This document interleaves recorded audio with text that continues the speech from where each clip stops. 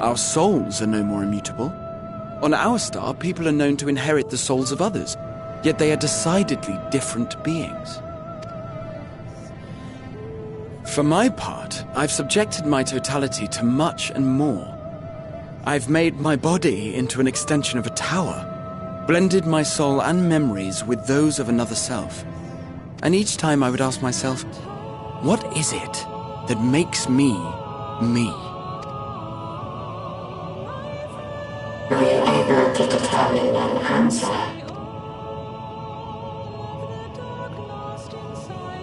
No. But that doesn't mean I'm confused. It simply means I'm the same as everyone else. So I posit this. Who we were need not prescribe what we now hold in our hearts. Whatever came before, what matters most is the present. For me, that is being here with my friends, full proud of how much we've grown together. So I urge you to not give up. Heed your heart's desire and hope that the future you long for shall be realized. I cannot. We cannot. We cannot understand desire, nor comprehend hope. We do not know how to create such things. We are not unlike, you and I. I too have struggled to find the courage to express and embrace my wants. If you like, I will tell you a tale. A tale of a world on the brink, of a people who never gave up on the future. Of a man who realized his grandest dreams and then awakened to a grander reality.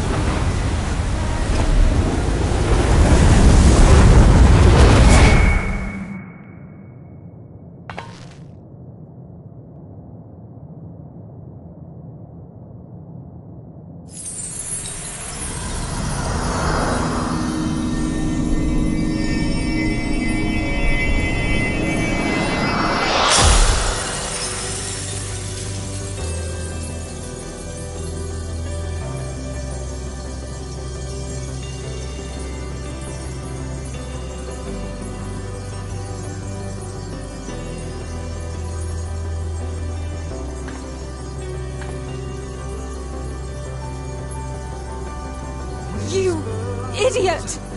Just once, stay with us to the end!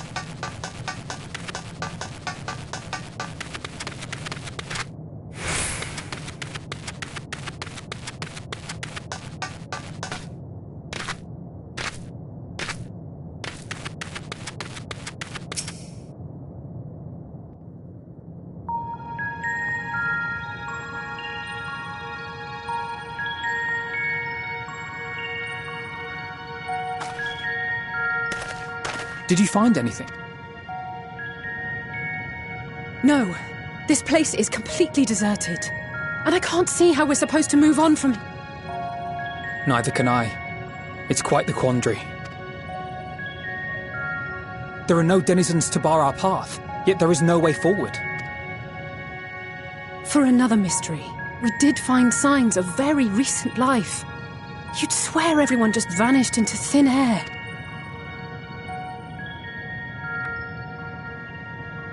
I wonder how many ruined worlds like this has Meteion seen.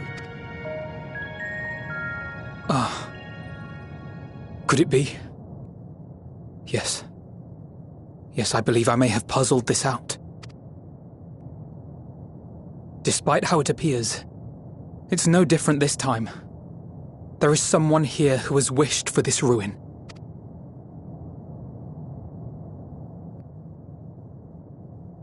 And I believe that together, Alize and I can overcome their will.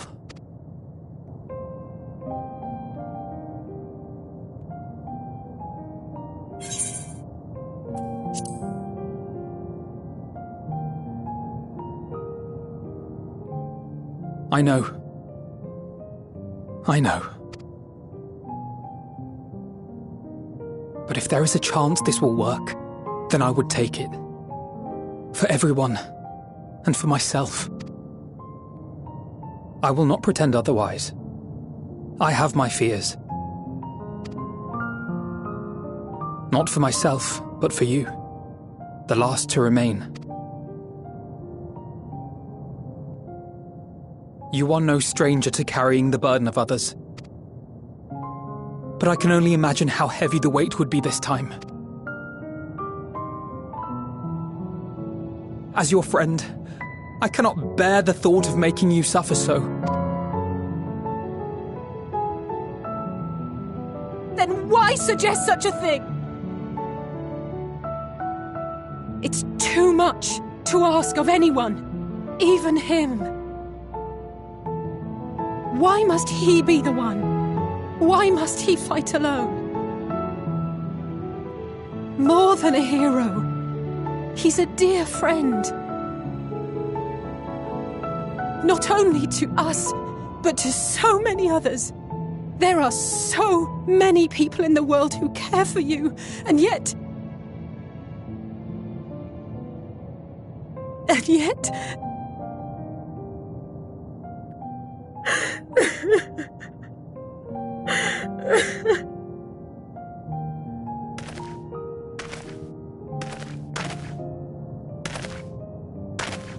Alize, I have an idea.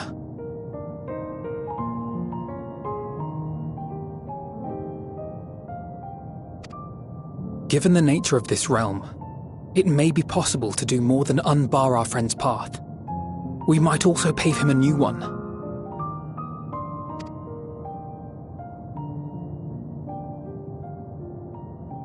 For instance,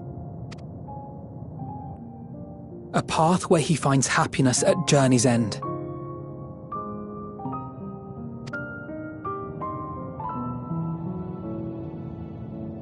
This much, I think we can believe with the utmost conviction, no matter how deep our despair.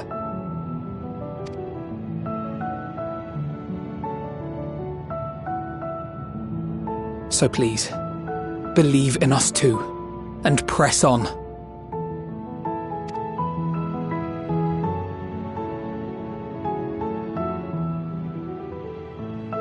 Thank you. What are you? If the plan's decided, then let's not dally.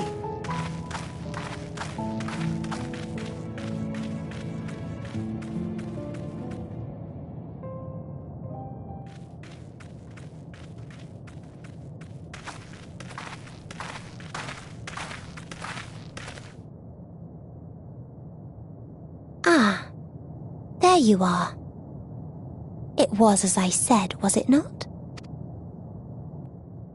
It was. We couldn't find anyone, but this place isn't entirely deserted, is it? You are here. You sought out a star of promise and found a ruined husk. Like us, you explored the devastation. Like us, you were stricken. Horrified by the thought that so many lives could be snuffed out as if they were worth nothing. And the thought that you would have to bear the terrible tidings to Hermes. That which you saw and felt, you shared with your sisters. As did they share their own grim findings with you, overcome by the pervasive despair of these stars. Some of you inadvertently ushered their peoples to their ends. Knowing the horrors you know, anyone would feel the same. They would fear what lies ahead and struggle to move forward. Fear? I had forgotten that such a thing existed. So focused have I been on shepherding despair. If you can remember, then you can still face and overcome your own fear.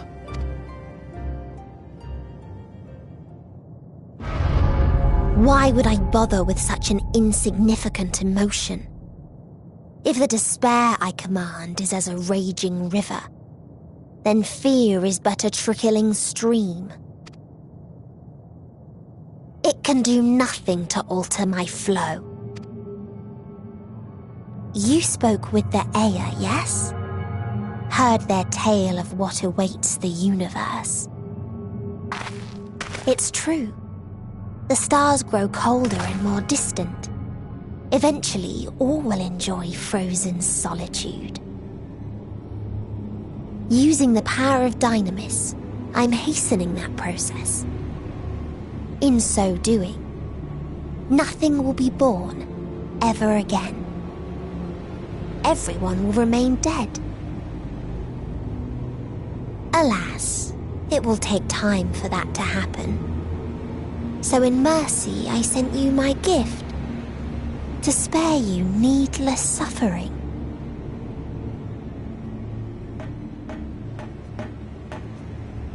Don't worry.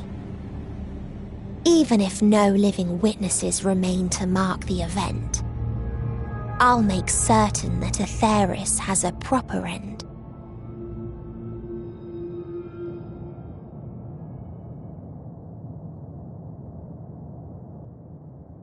For all the power you wield, you're more fearful than the familiar you used to be. That Meteion feared simply to move forward. But your fear is such that you've given up on everything. I know it well. That sense of defeat. I've tasted my fair share of it. But as many times as we've fallen down, we've learned how to pick ourselves up and carry on. We take each other's hand, share in each other's courage, follow in each other's footsteps, and turn sorrow into strength. There are times when we fail. We bear wounds that do not heal. But these experiences are part of life, and they make us stronger.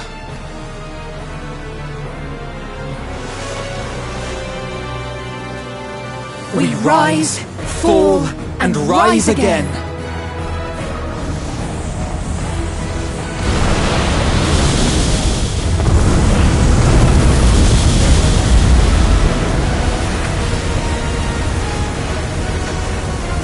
Don't worry about us.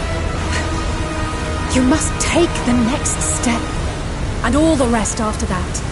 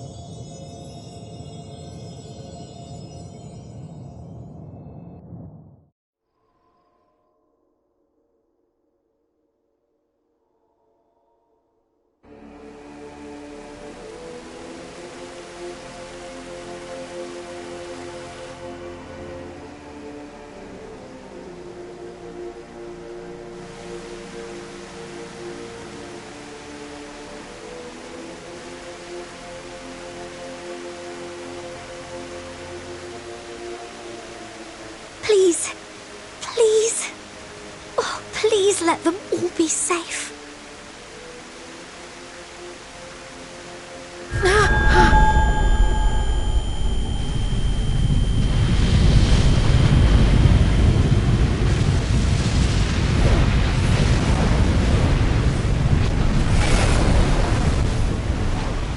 Cryle?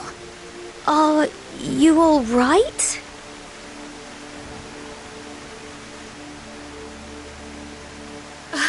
It's nothing. Just a headache.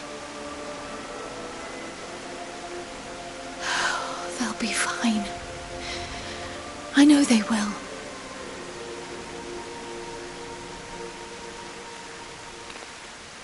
Apologies for the interruption. A man arrived on the last ferry. An associate of the Scions.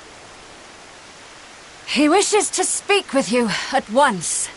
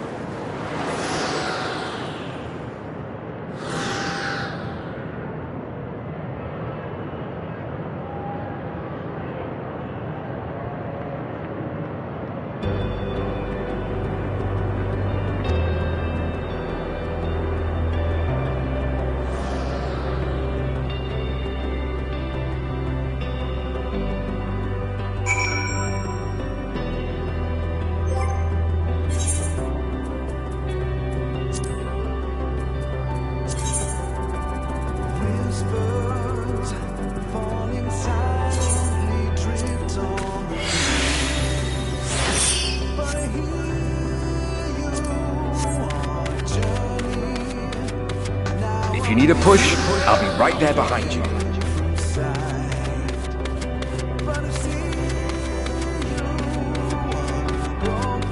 Do not despair. You are not without allies.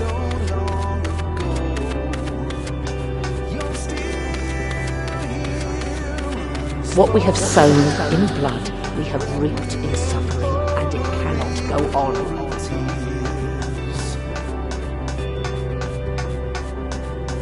Upon the souls of they who have sacrificed themselves to pave the way for peace, we will never abandon our cause.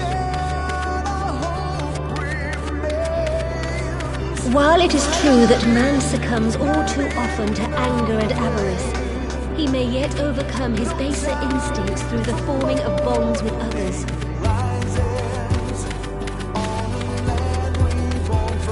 Such victories are rarely won without sacrifice, but the prize is worth the price.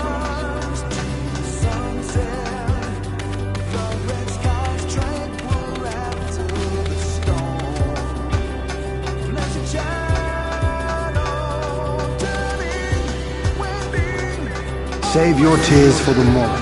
You may be sure we will have ample cause to shed them, be they for joy or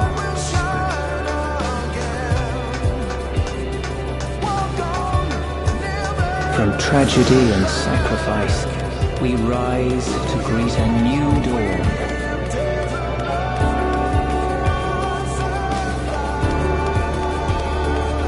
A future shaped by the choices we made in ways we could never foresee.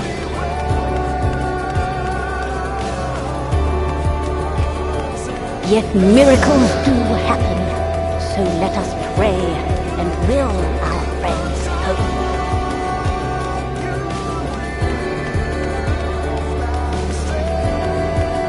I won't stop praying until I know they're safe.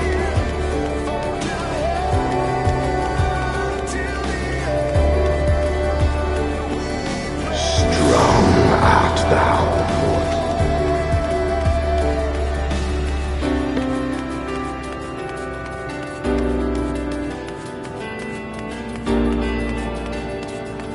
Look to the light within, that you may continue to serve as a beacon to others.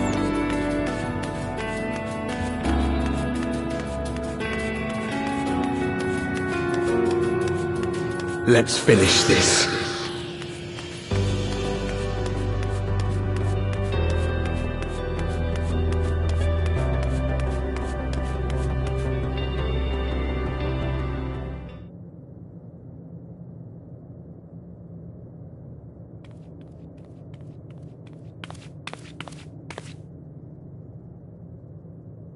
Here the path ends. There is no way to reach our nest.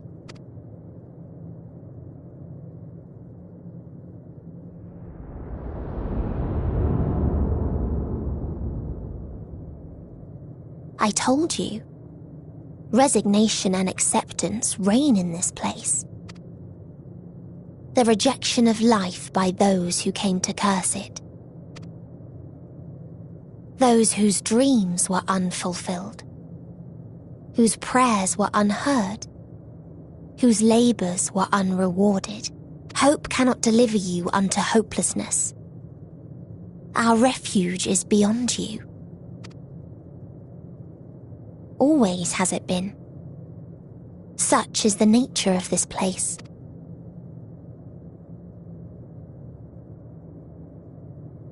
You should have remained on Etheris. Struggle will avail you not, nor will it grant your comrades peace. Come, let me relieve you of your burden. You've suffered enough.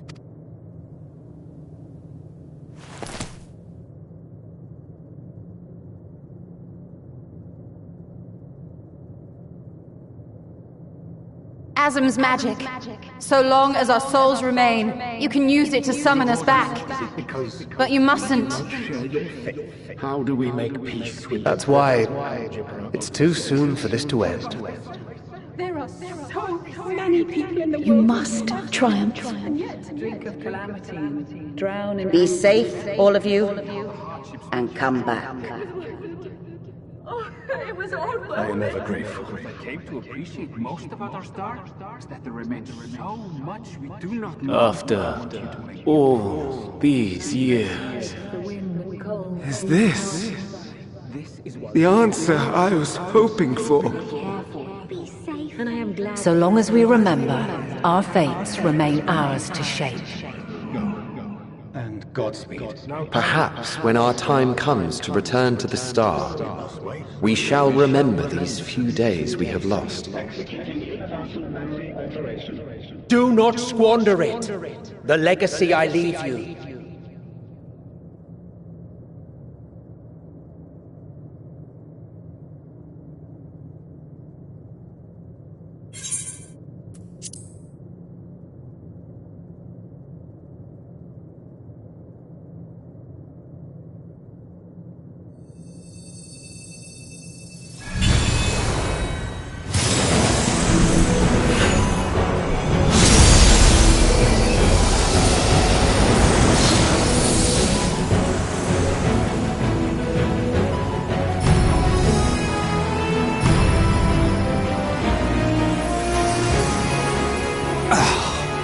I bid them remember, but all this time I'm the one who had forgotten.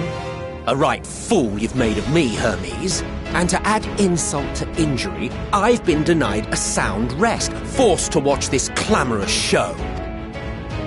Oh, come now. It's been a gripping tale.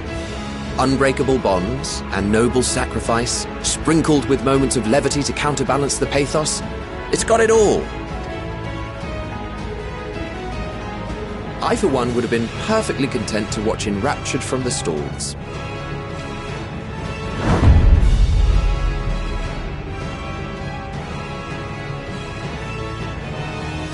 But I won't say no to a bit part. What are you? Half-faded souls of the dead. Isn't it painfully obvious? Worry not. We haven't the power to defeat you, nor is it our duty to do so. Not anymore. That being said, we do have a score to settle. So here I am, Vinar. I suppose you needed me to tie it all together, these frayed threads of our history. But knowing you, I suspect there's a joke in it too. Oh yes, I can imagine you gloating over my forgetfulness. Were I feeling charitable, I might assume you had left room for the possibility of this outcome. Even so, you'll get no applause from me. A single gesture will not lighten the burden I've had to bear.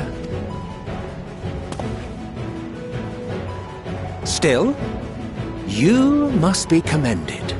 Our methods would not have brought mankind this far. And so, as a show of respect to the last of us, I make this declaration.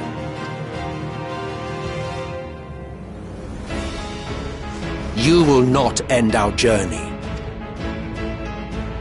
That is our answer. The answer of all lives of Aetheris, past and present.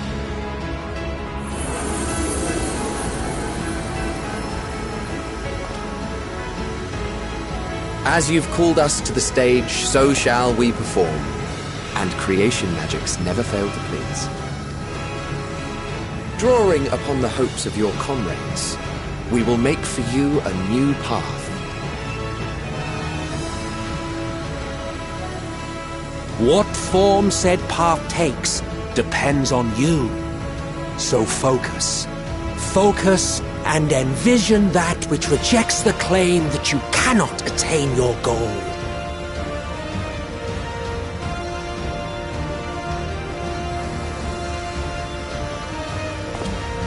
Ours is the wisdom to weave the fabric of reality. Ours is the power to create.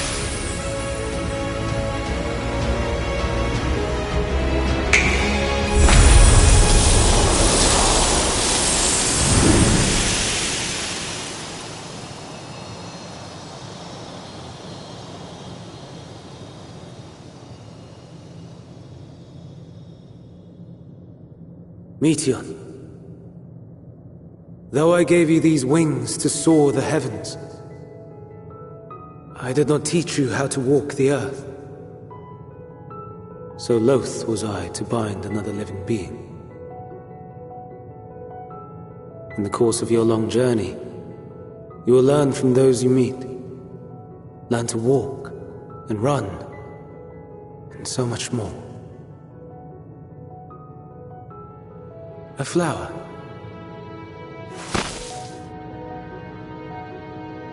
Yes. Upon your return, I will gift you a beautiful flower.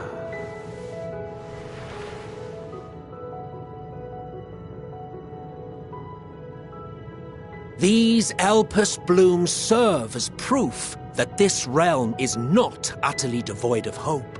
No more can you deny its power. No more is yours the dominion of despair.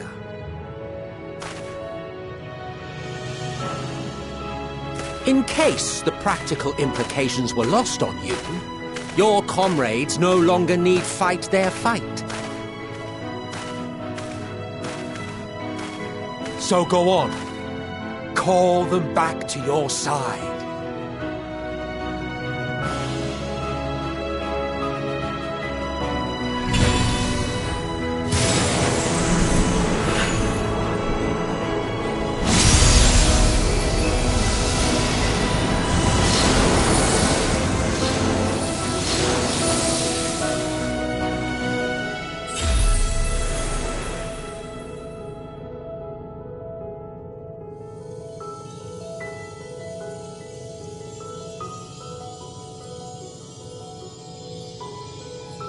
May you ever walk in the light.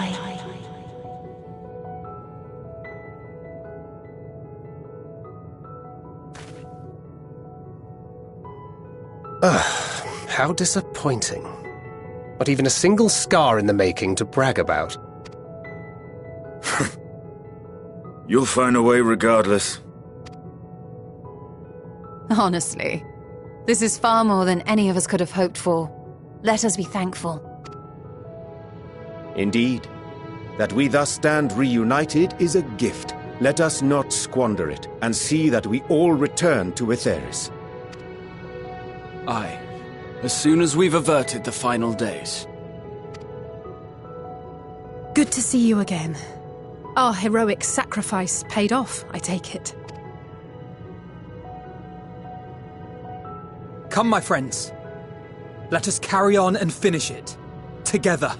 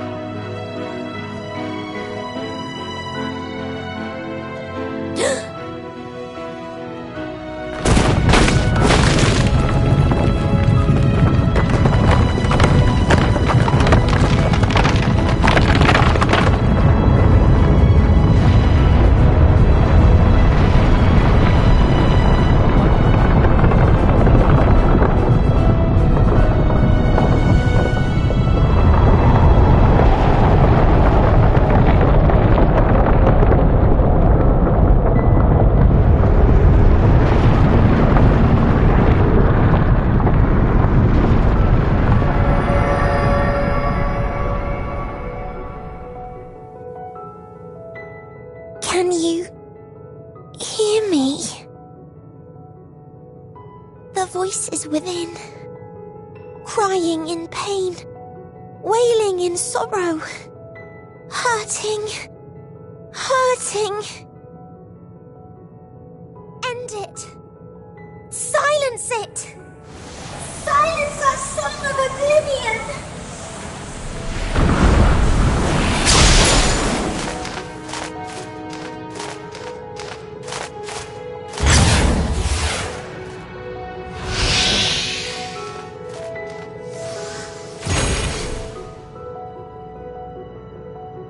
The way is open. They can proceed.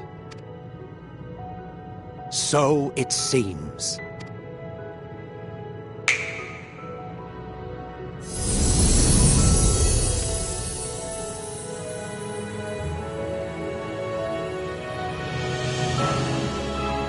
You're leaving? Of course.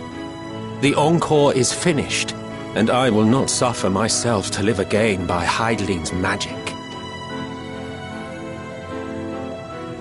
But more than that, the future you seek is not the past we loved. That is why we fought, and why I lost. But though you defeated me, my ideals are inviolate, invincible.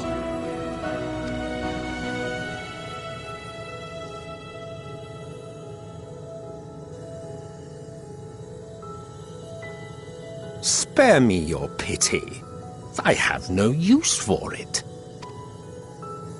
See this tale to a triumphant conclusion, and with elation in your hearts, bid the final curtain fall. Only then may it rise again, and a new tale begin, with new parts for all to play.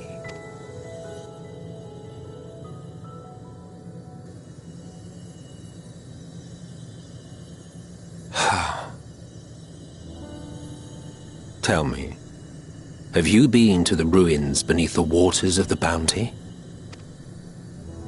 Or the treasure islands beyond the frozen waters of Blind Frost in Offerd's north? The fabled golden cities of the New World, the sacred sites of the forgotten people of the South Sea Isles?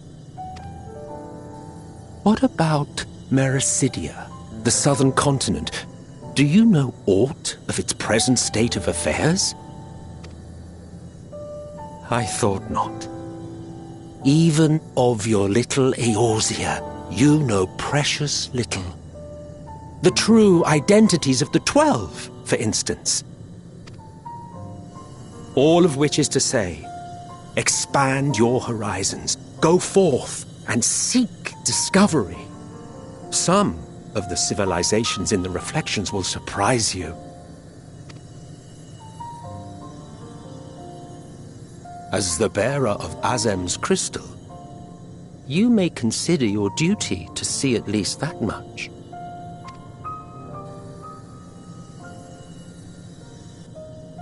I certainly did.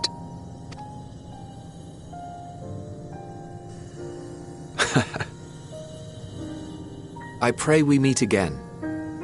If not in this life, then perhaps another. Whensoever it should be, I trust it will be a most joyous reunion. For you, maybe. I want nothing to do with it. Oh, don't be that way.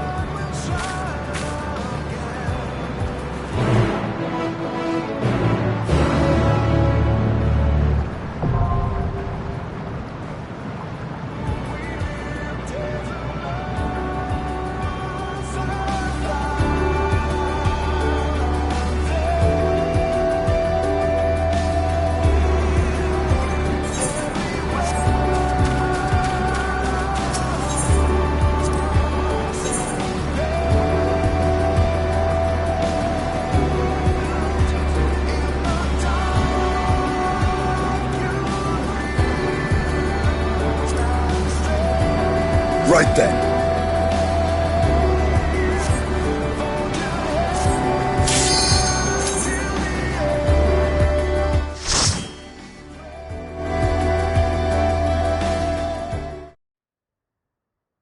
So you are finally here, in this place between death and rebirth, where life knows no dawn. Come then, follow me down into the darkest depths of despair.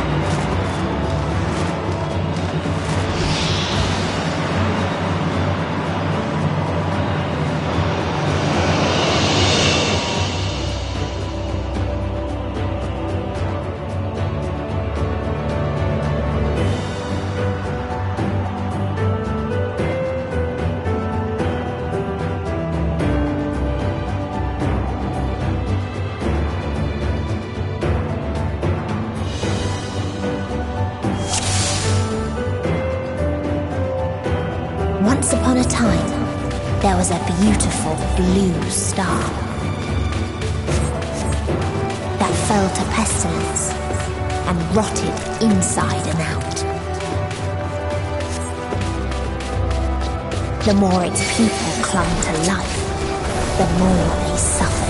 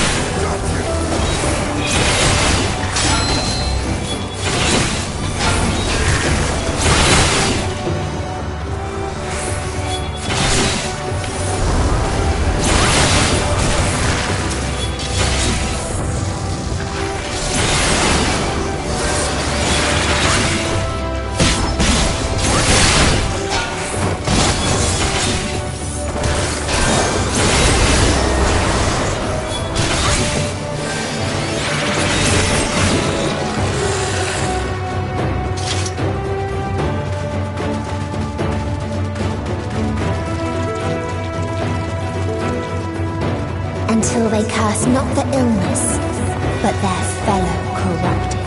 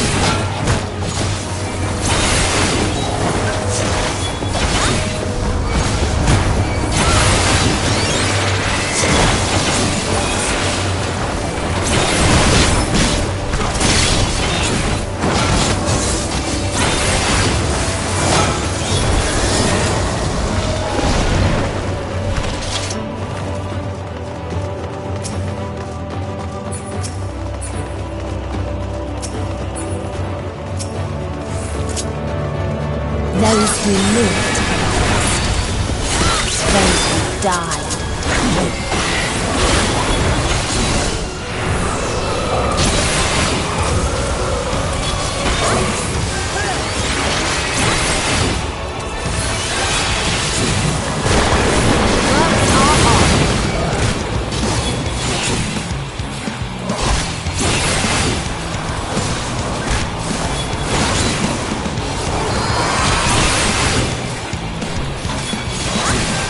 Underestimate me!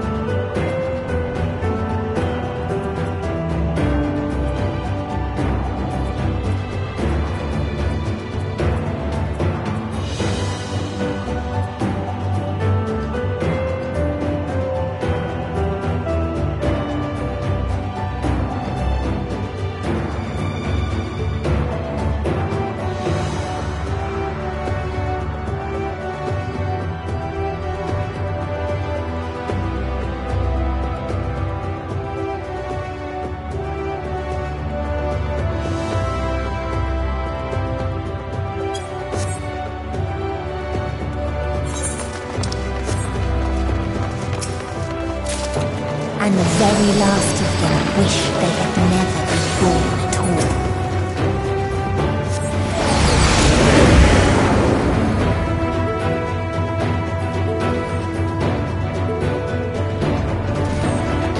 In a faraway place, a brilliant star eradicated disease. Before destroying the selfsame lives it had saved.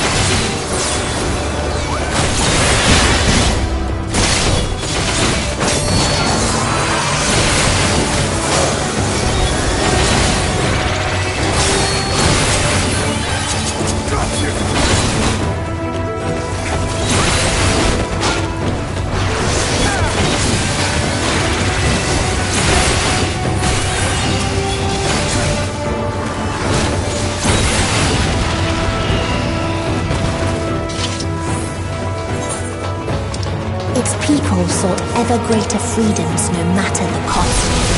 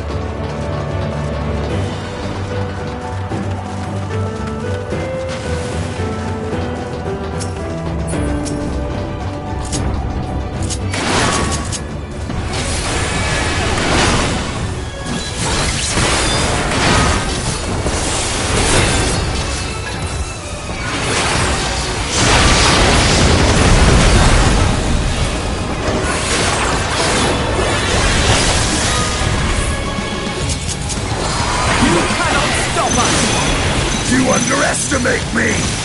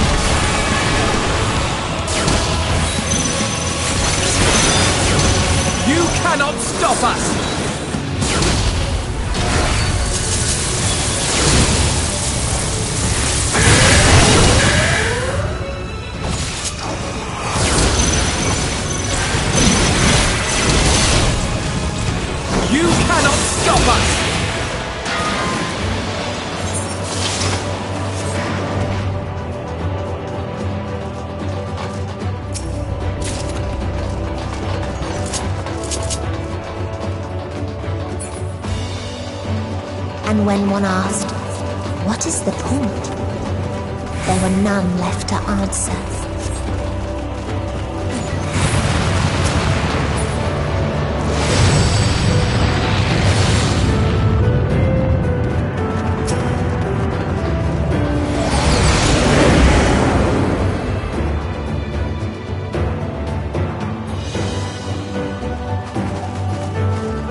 Farther still existed a star without strife.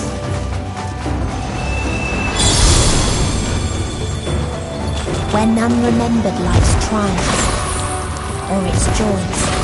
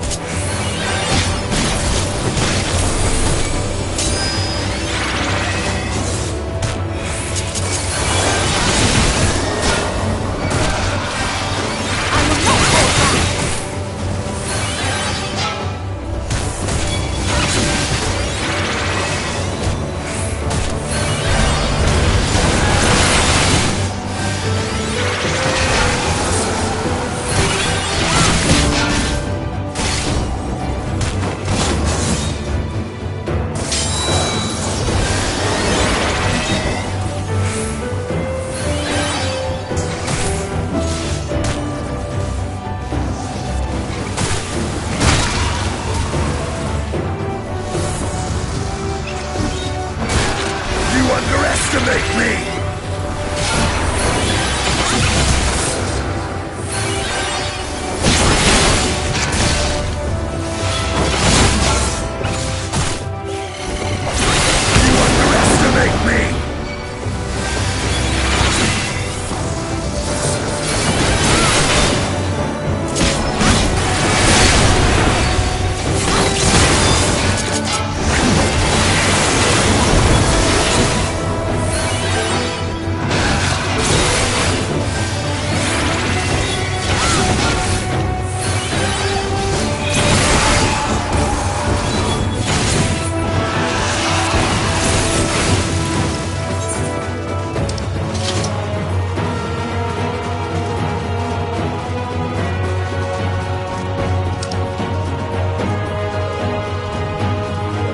What its people had gained for ease, they lost to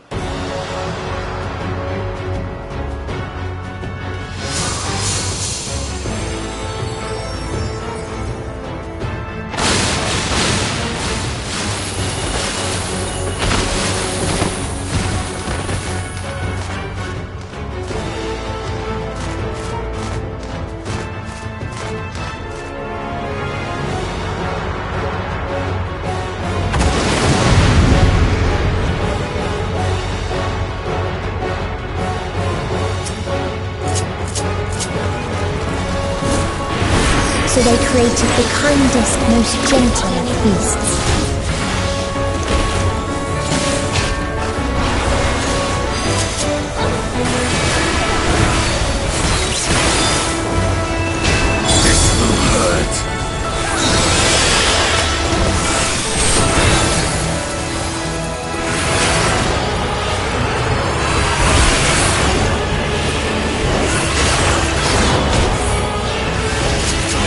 Its steps were light, and its gift was as painless as it was beautiful.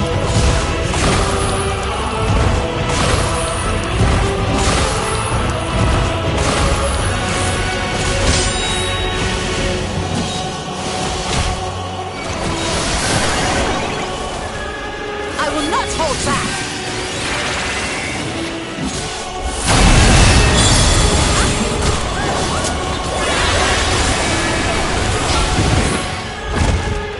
Bathed in its golden glow, they all slept happily ever after.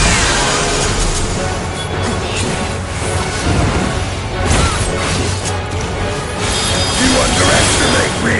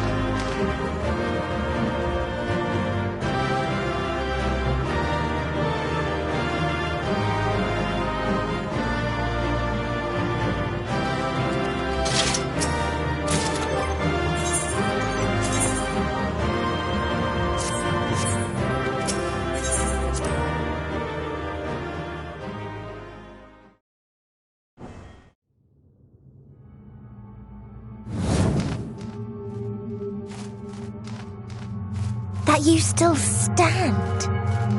Your determination defies all reason. The souls within me writhe and recoil in your presence. What must I do? What pain must I visit upon you to make you surrender to despair? No one is unbreakable. What pains one may weather may bring another to tears. But therein lies our strength. For when we fall, our brothers and sisters are there to raise us up, again and again, without end. I see.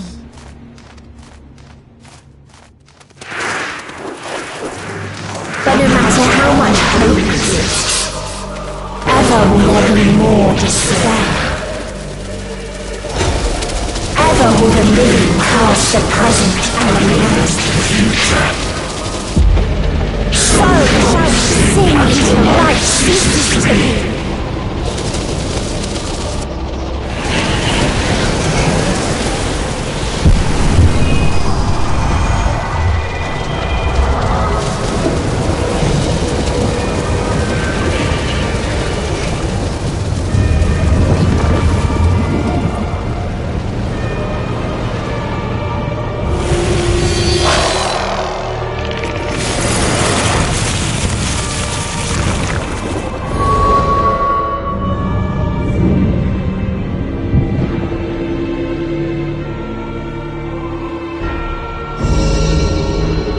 Seven hells!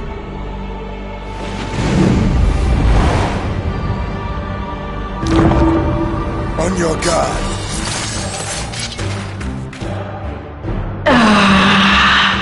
The rage. It rises. Rises.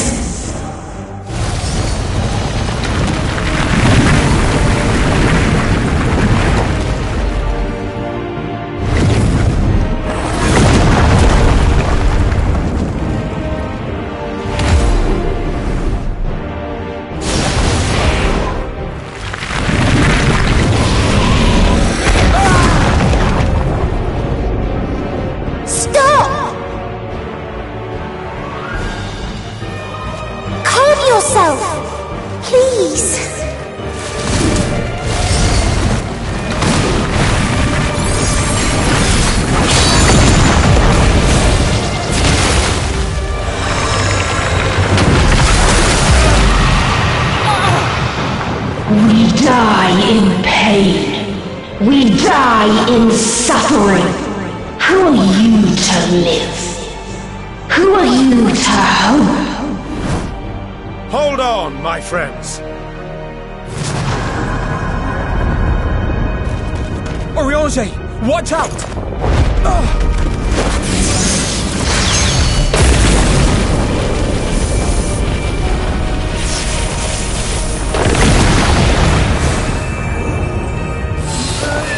Alphino!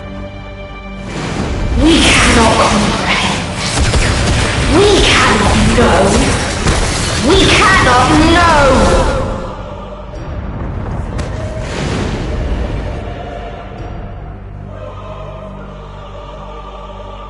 Don't, please! Don't do this to them! To yourself!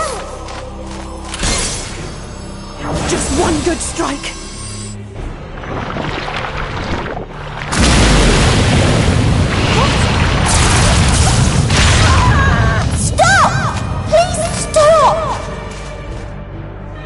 We will not suffer alone.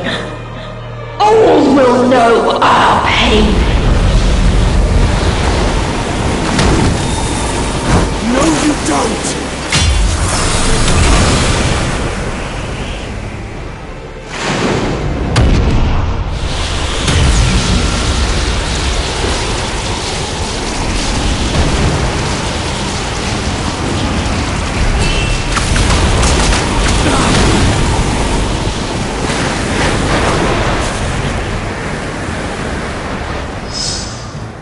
All are washed in ice, a frozen waste, forever silent.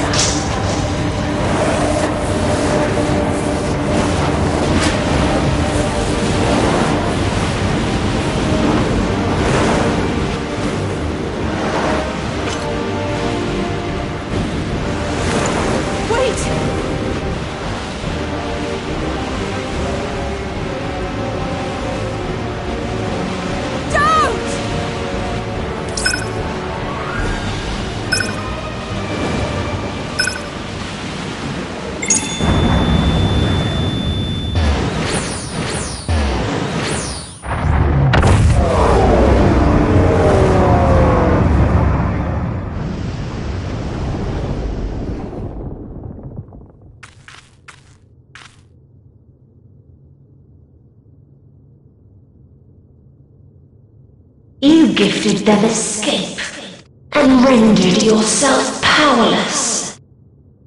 Bereft of the synergy you claim is your strength. Unless you mean to call upon the dead once more.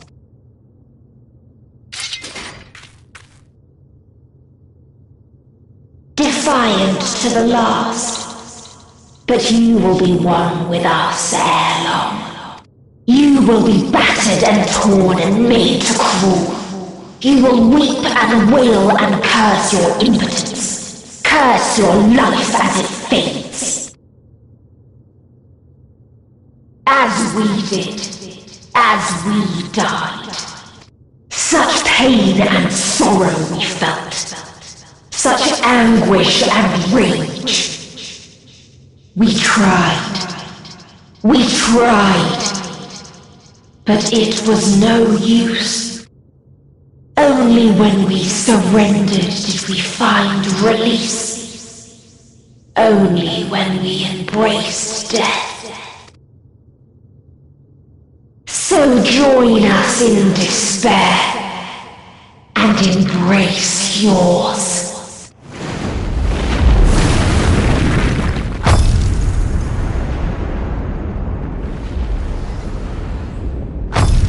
My ultimatum. What is happening?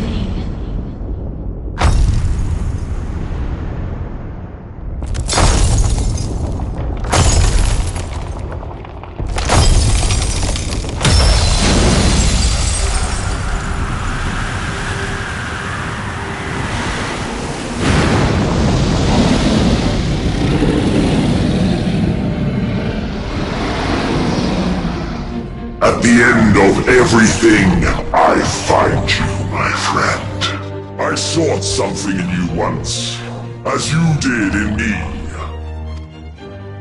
When at last I understood what it was, I journeyed to Sharlayan to seek you out. Struck a bargain with the woman who shares your gift. In exchange for lending the Scions my aid, I was given the means to come hither. Gorging upon what remained of the Mother Crystal, I reclaimed the form of the dragon. And, hungry still for our reunion, I rode the light of the stars to you. I take it this is your prey.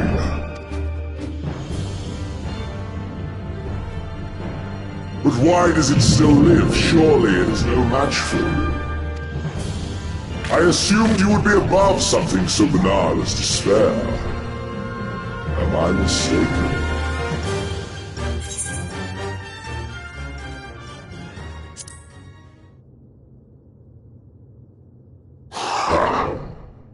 And I'd rather not give it. Nay, I would have preferred that we enjoy a private reunion. So come! Let us dispense with this distraction, you and I!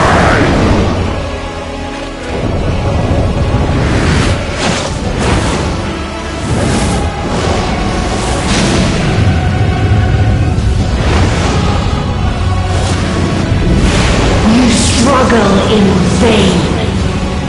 You will not silence our song of oblivion.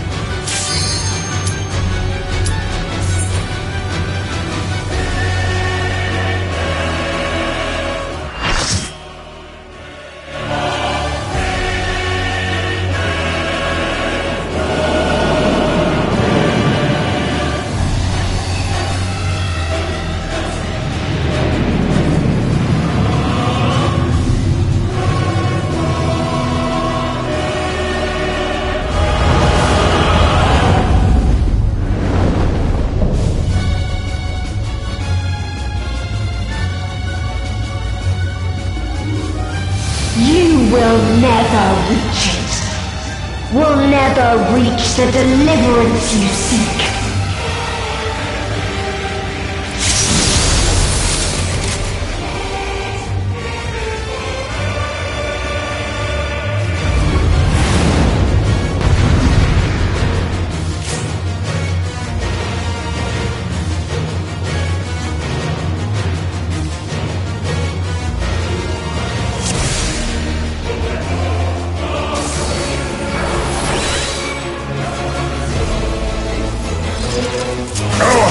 Ends this day. There is nowhere you can flee that we cannot follow. Even stars must die.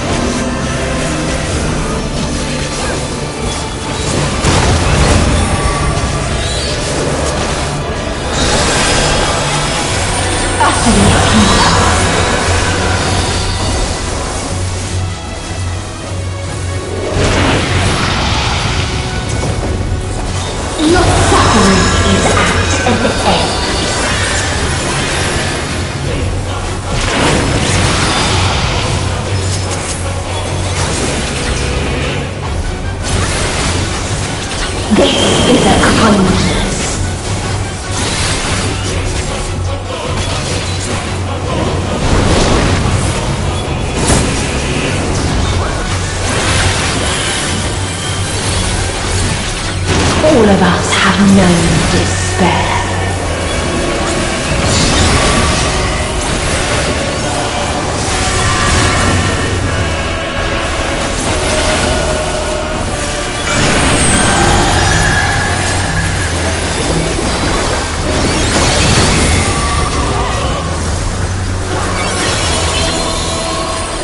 We have seen the end.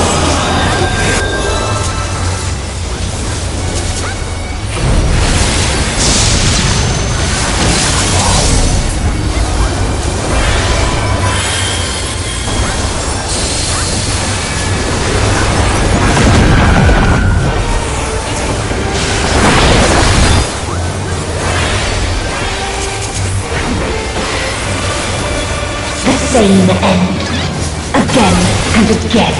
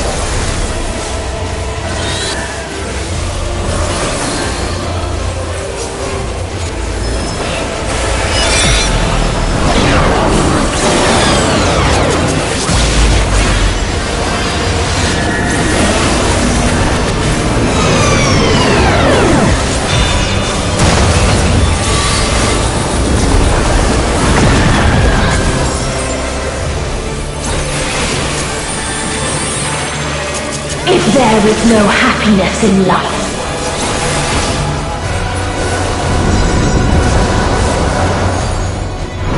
There is only one place it may be found.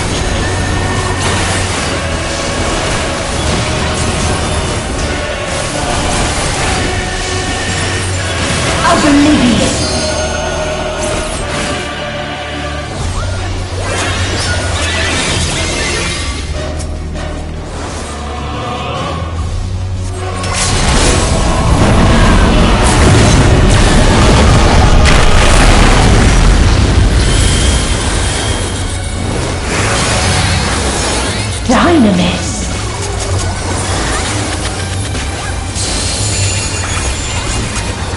No matter. You only delay the inevitable. This is fate.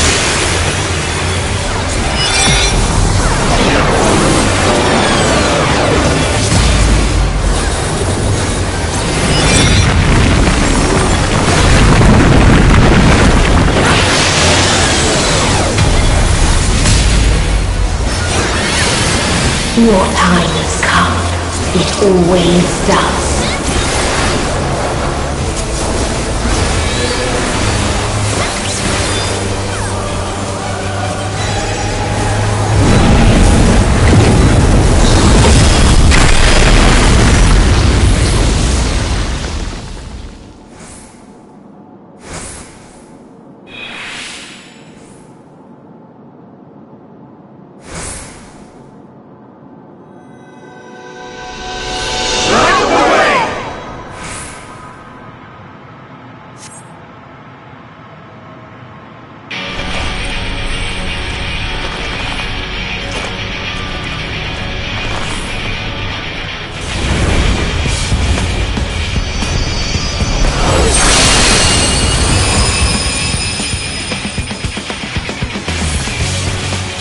What is this defiance?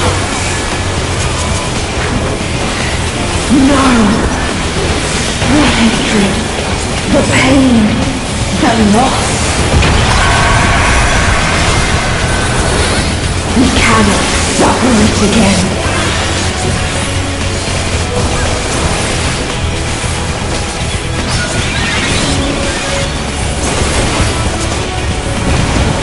We will stand against fate!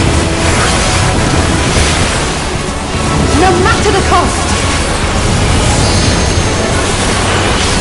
We've been here before. Many a time. Thus do we know. To never give up. Hope will shine again!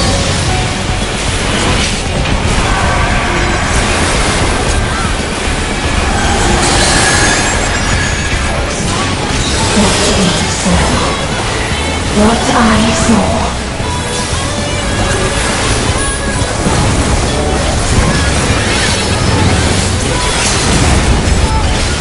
This can only end in misery and desolation. If this was not the answer, then what is it? Where lies happiness?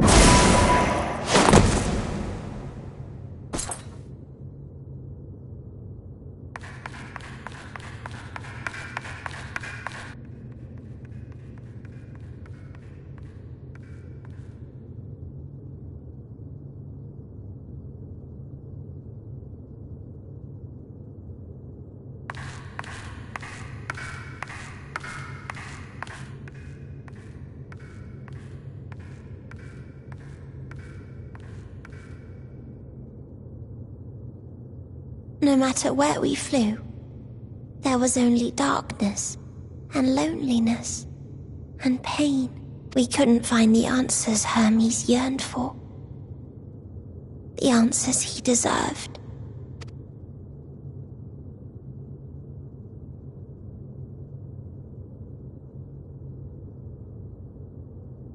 Greetings, you who are my final encounter. I wish to hear your words, share your feelings, know your thoughts. May we please be friends?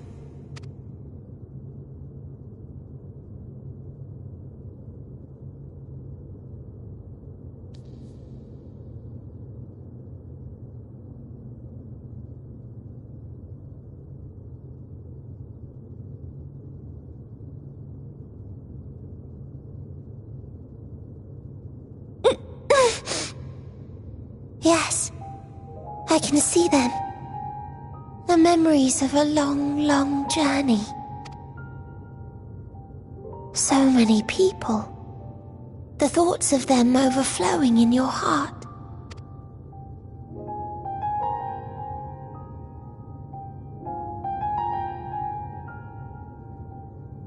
What they live for. What gives their lives meaning. There was never a single answer. You gather pieces of happiness, precious and fragile, only to lose them. Then start again. On and on it goes, until death takes you into its gentle embrace.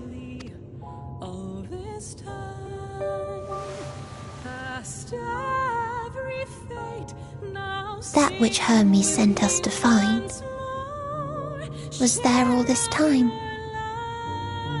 On Ffxiv.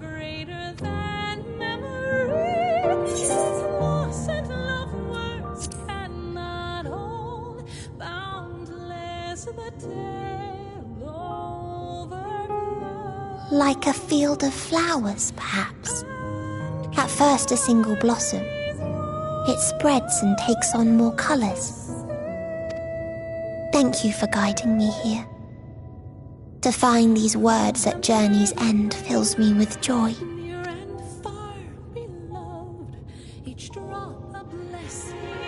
And so, before I fall forever silent, there is one thing I must do. No expression of regret will undo what my sisters and I have done, or restore what we have stolen. But if you would allow it, I would sing one last song. A song of the newfound joy that swells in my heart. Of the beauty of light when it shines across a dark and starless sea.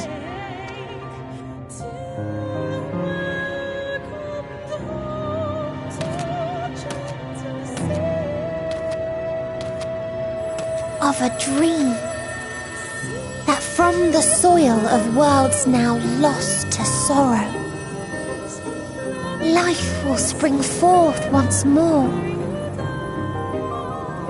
nourished by gentle rains and caressed by uplifting winds, a song of hope.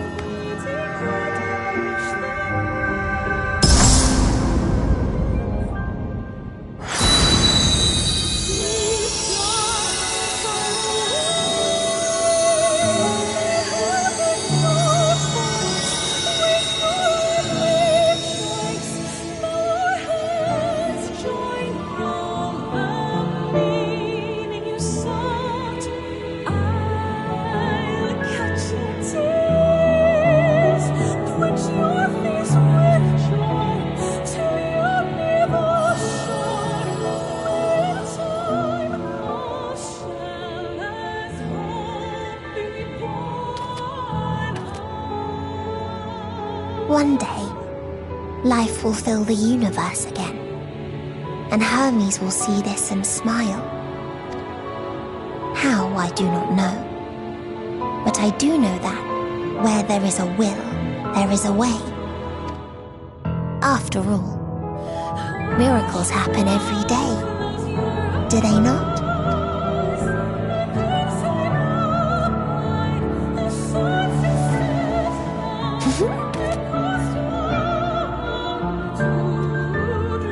I will create a path back to your ship, where your dear friends await.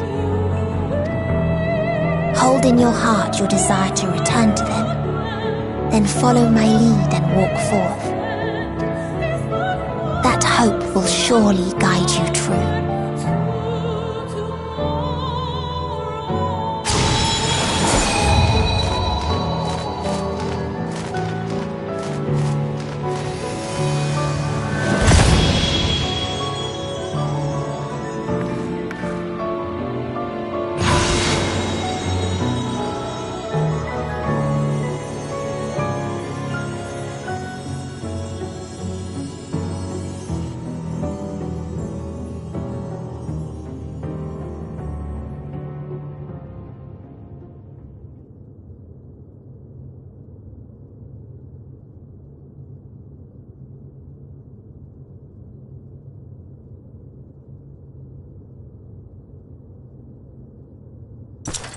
You mean to return to the world where you are hailed as a hero.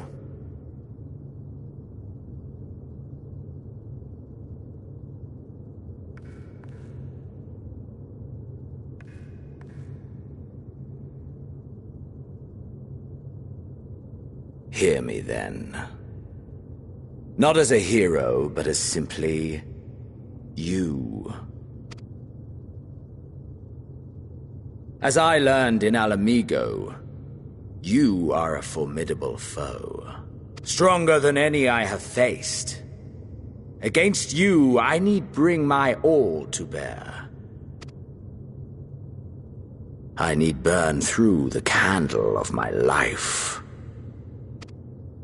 This is the sole pleasure I know, and it is the sole pleasure I have to share.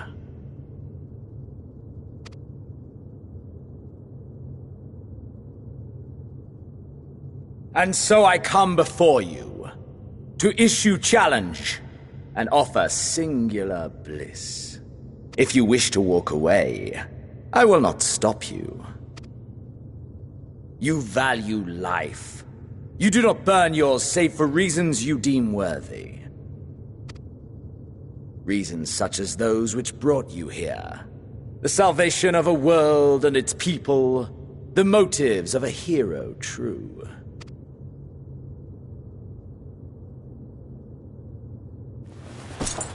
But there is more to you than that. You know this to be true. As surely as you know the thrill of pushing your body and soul to their limits. Of confronting ever mightier foes, dancing ever closer to the precipice, wondering if this will be the one to finally fill the void. Such pleasures you seek for their own sake, and no other reason. Is this not so, adventurer?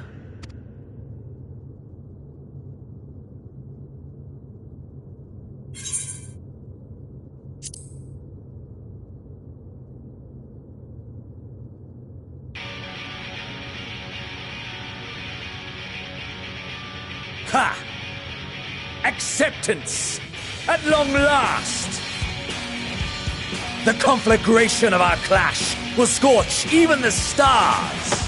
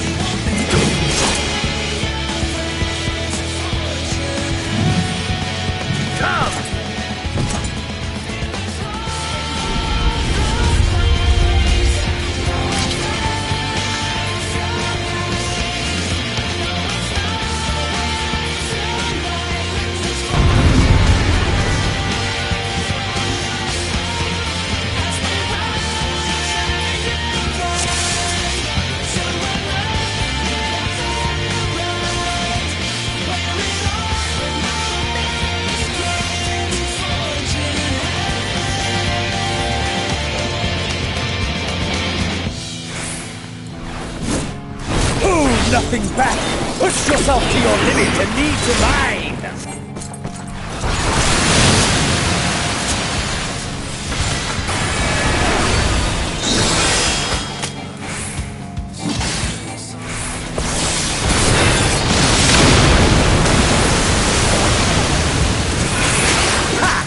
Still fighting you, I see.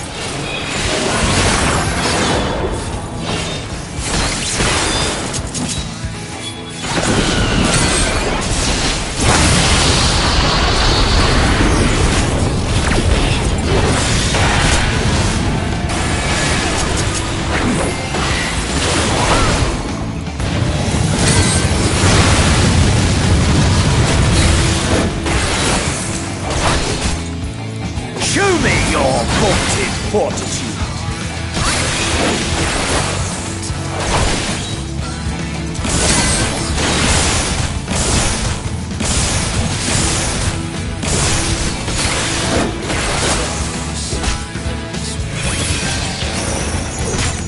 Soon you will know the full extent of my power.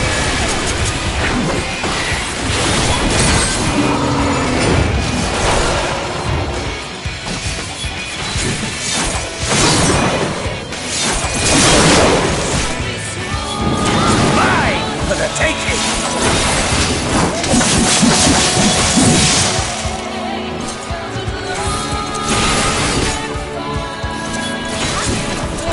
Mine for the taking!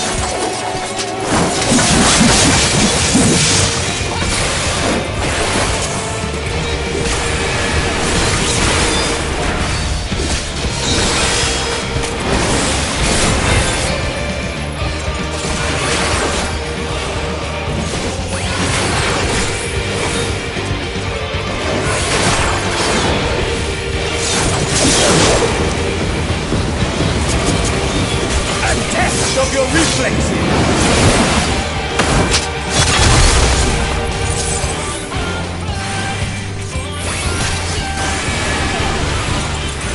A test of your reflexes!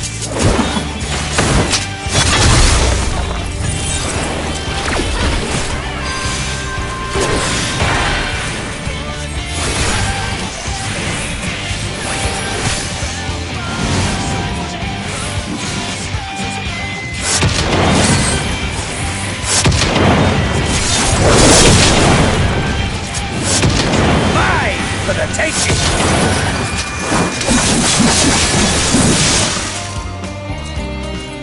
Have I overestimated your potential?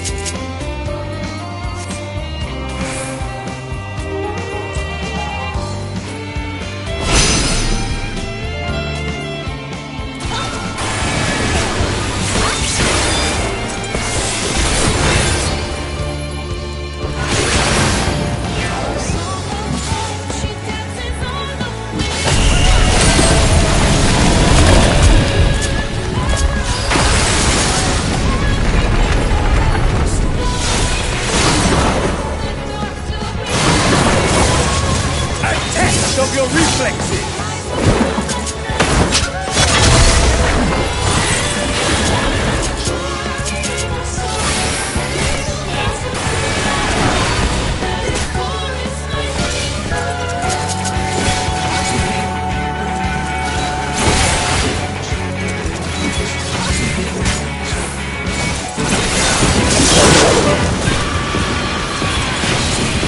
A test of your reflexes!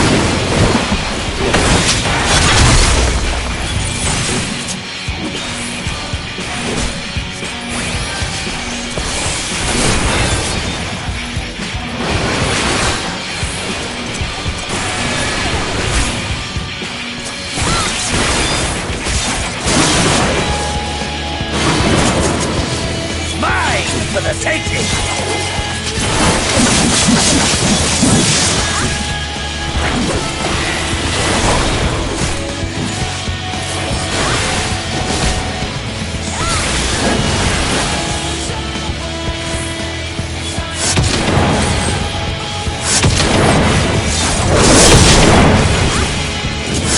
Mine for the taking!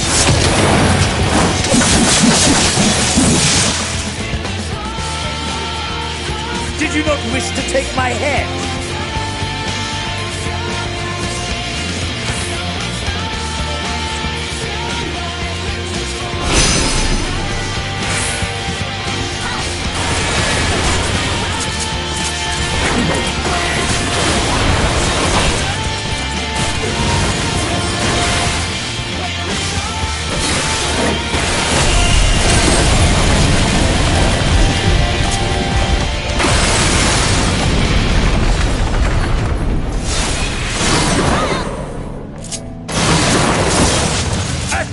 Of your reflexes!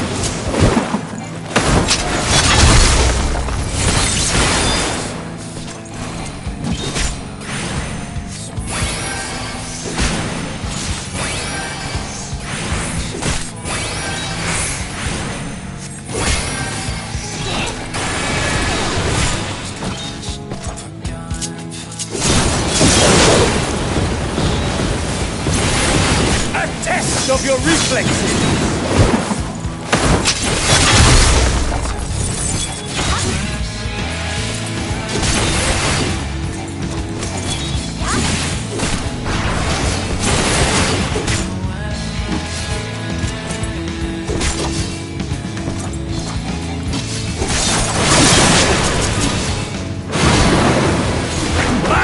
For the taking!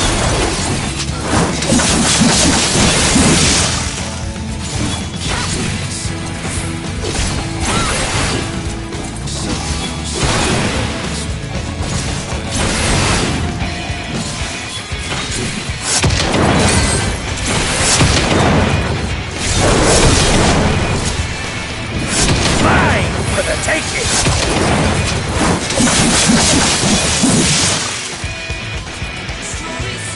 Have you no rage left for me? No rancor?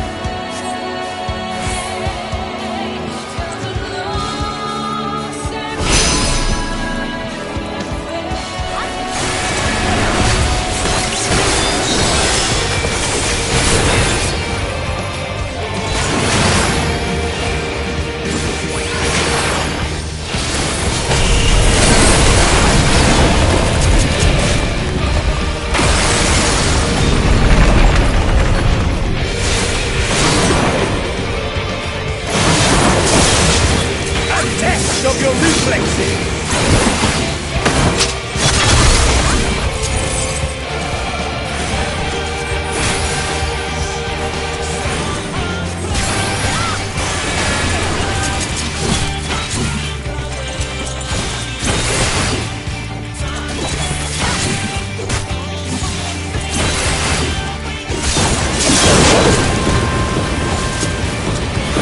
A test of your reflexes!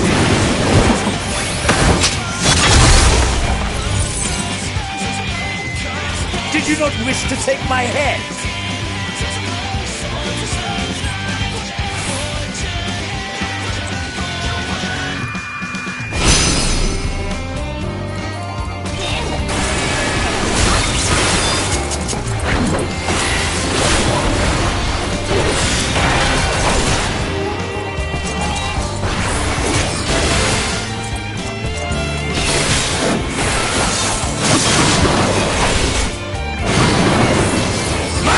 For the taking!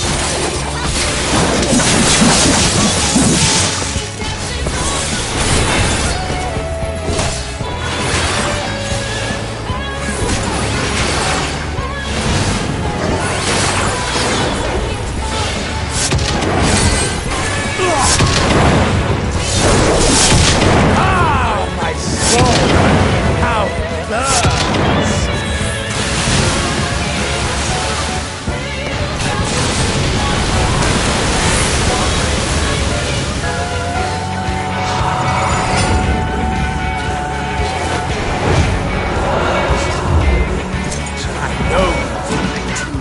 The inferno swelling within me.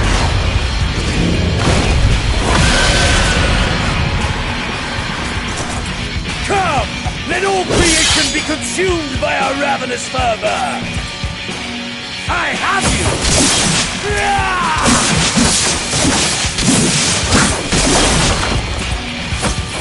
Do Do not tell me your life's fire is already spent.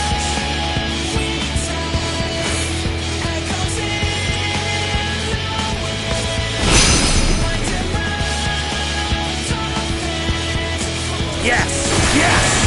Rise once more! It mustn't end yet!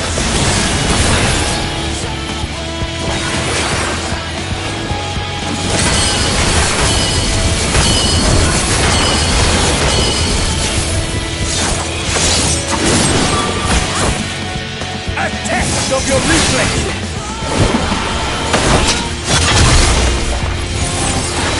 I have you!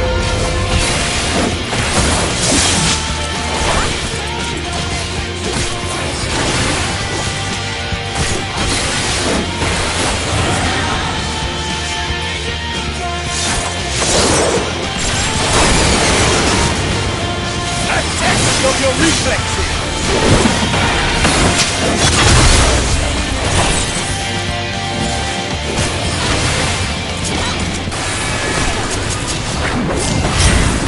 Show me your vaunted fortitude!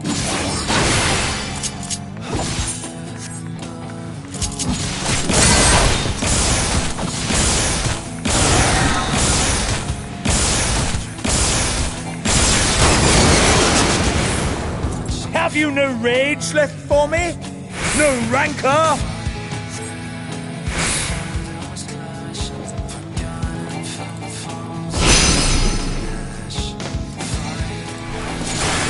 A test of your reflexes!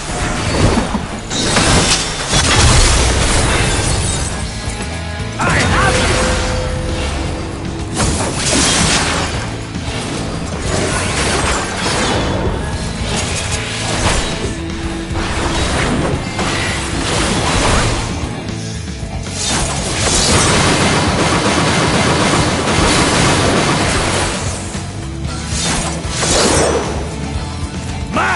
For the taking!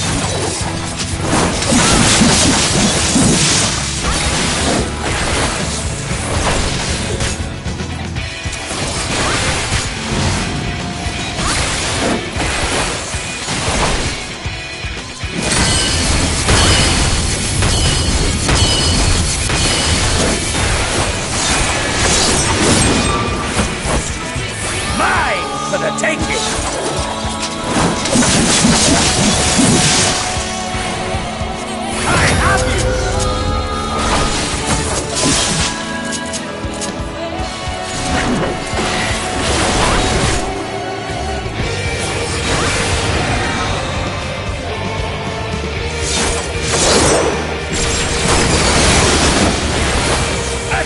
Of your reflexes!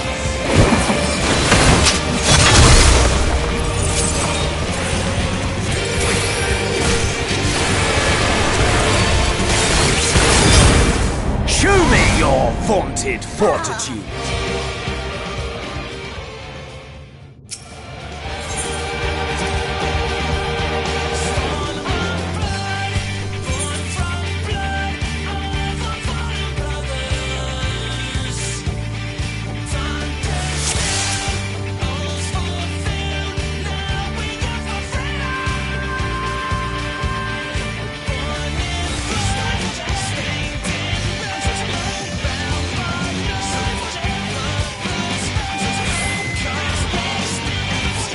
Nothing back! Push yourself to your limits and leave the behind!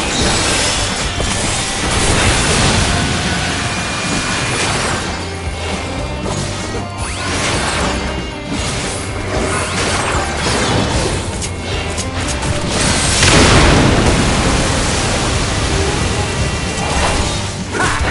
Still fighting you, I see!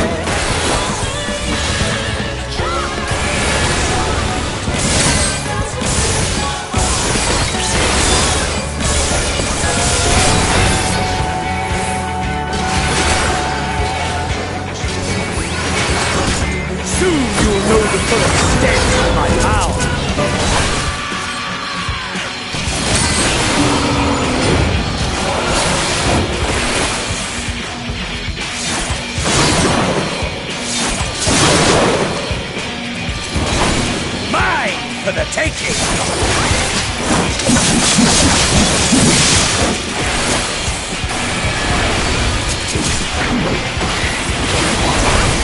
Mine for the taking!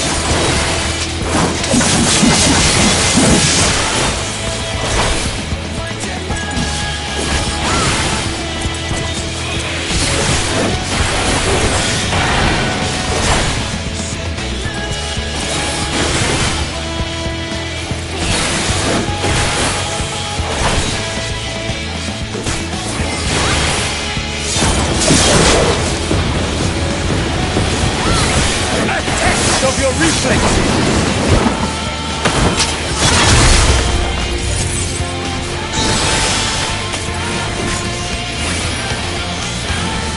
A test of your reflexes!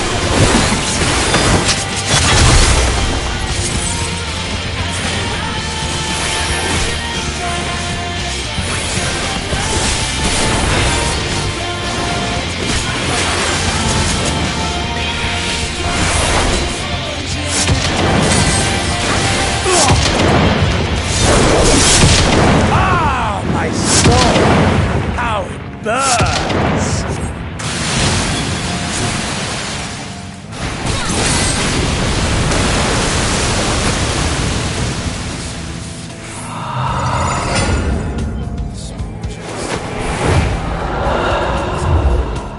I know you feel it too. The inferno swelling within you.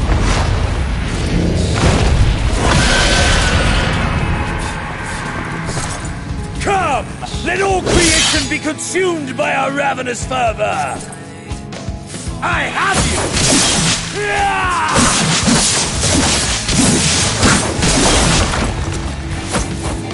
Do not tell me your life's fire is already spent.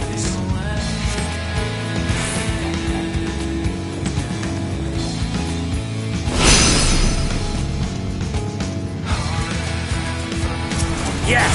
Yes! Rise once more! It must have been yes!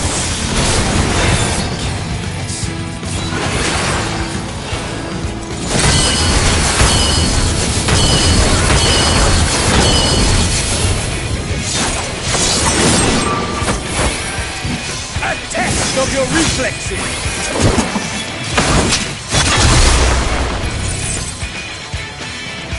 Have you no rage left for me? No rancor?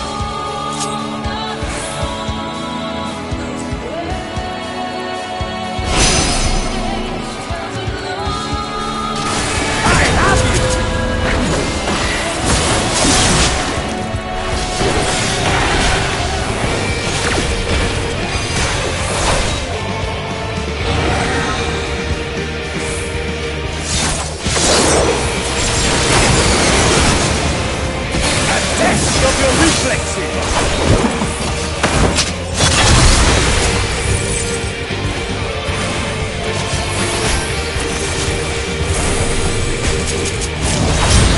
Show me your vaulted point!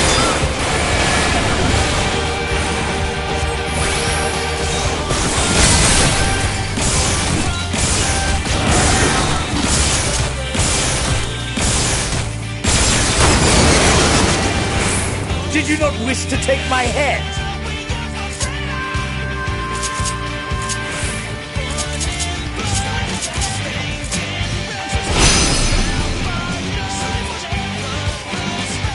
A test of your reflexes!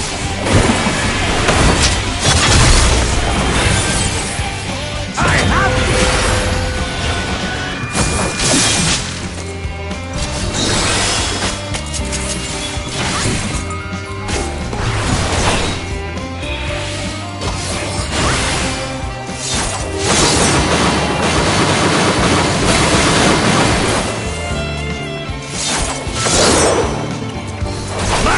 For the taking!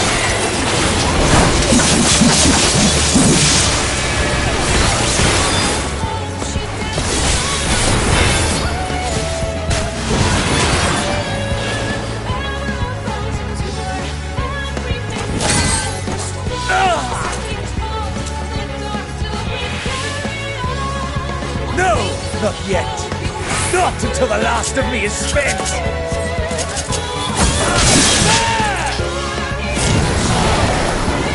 Now fall!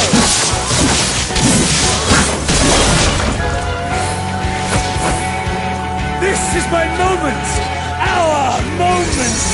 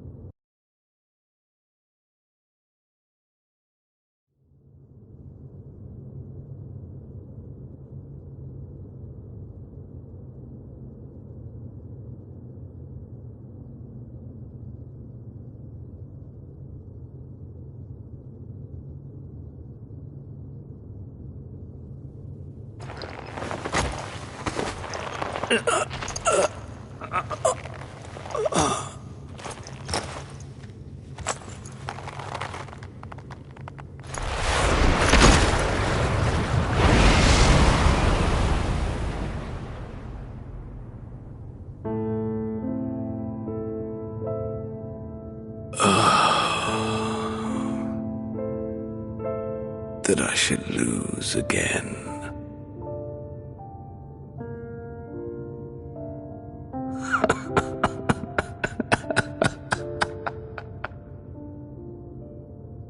How disappointing.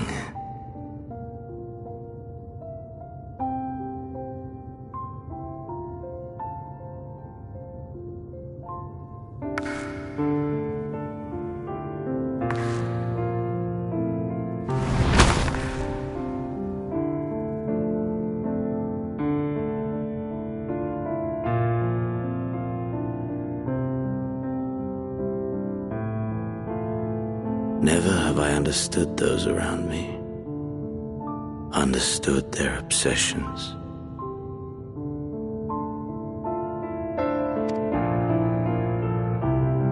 Besieged by their banality, the world is a mire of tedium and trivialities.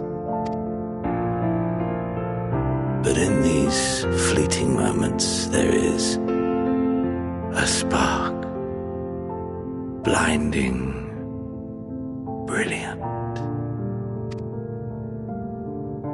gone too soon.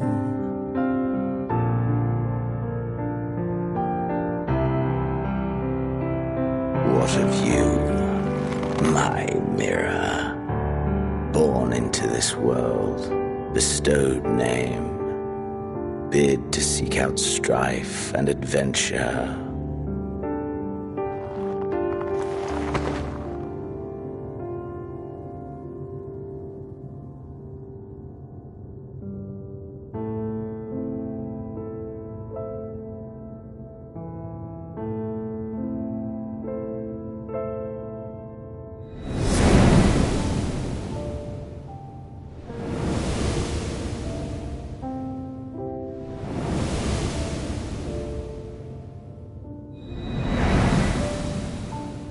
Was this life a gift or a burden?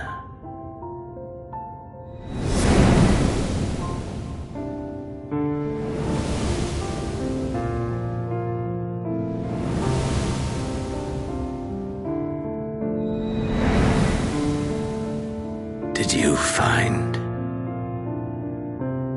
fulfillment?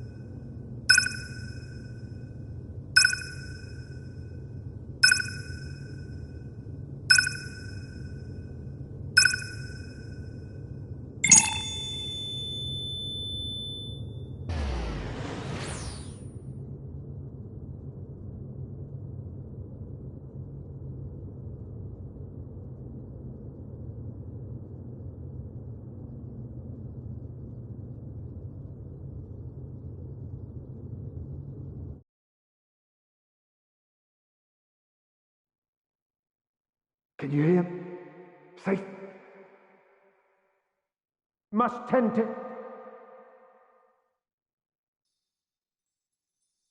Open your... Please. Someone, and... Please.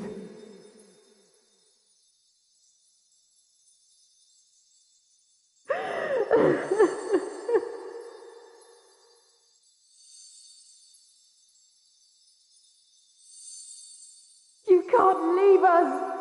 Not like this! If you do, I'll never forgive you! So come on! Open your eyes and get up!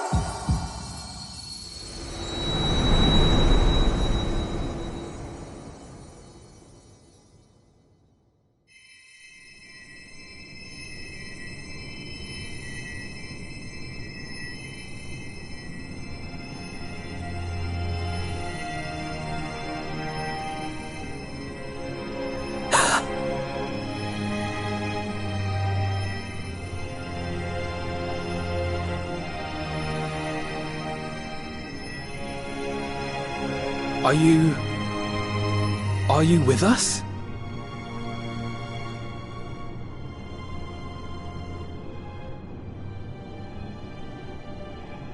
Oh, thank the heavens. For a moment we thought...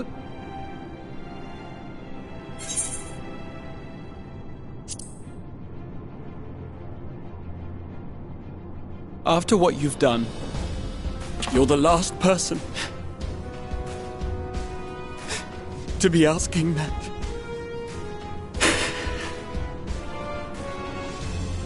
You... How can you keep your promise if you're not here?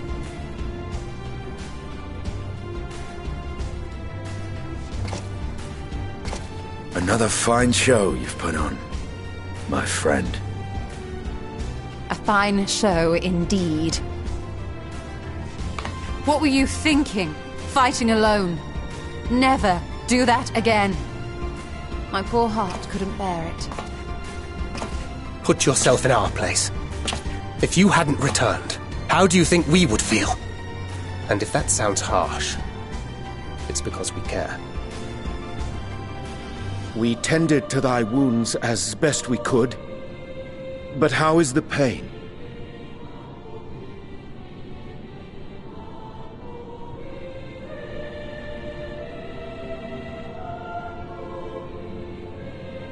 That is gladdening. Grievous as thine injuries were, however, I would counsel repose for a time. Gladdening!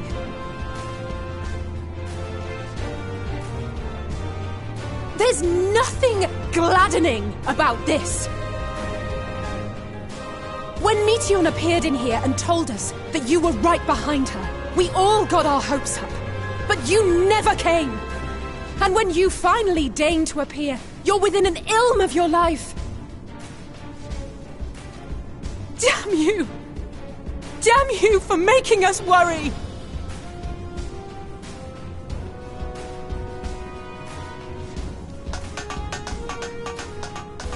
Oh, those were cries of celebration! Anyway, well, the important thing is that you're all alive and in reasonably good health, and we mean to get you back that way. As for your earlier request, I'm quite certain we're in range to make contact now. Ah, excellent. Let us announce our return at once. I hope you're ready.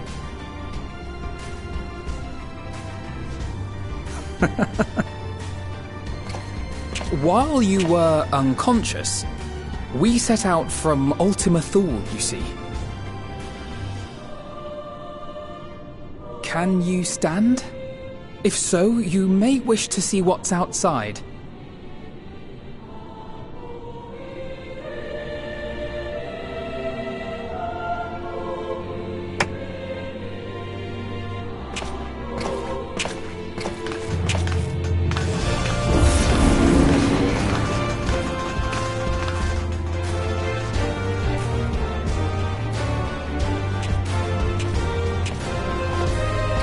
We're home, my friend. We're home.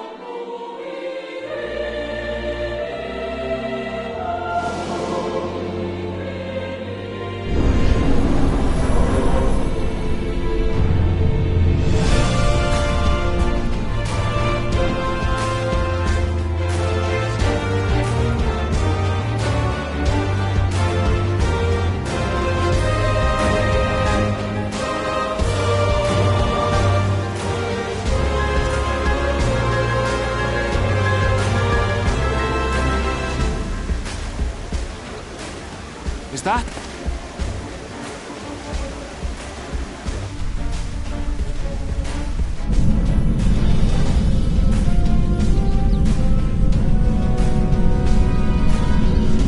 It is! It's the Ragnarok! They're back!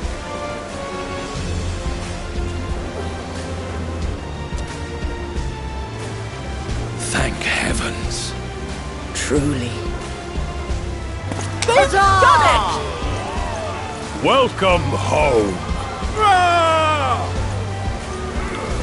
Yes!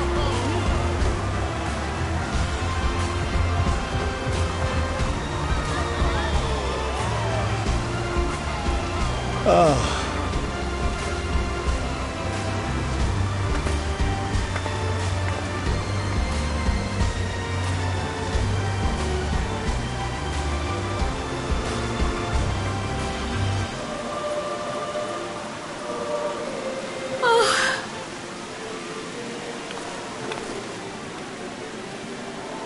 Welcome home, everyone!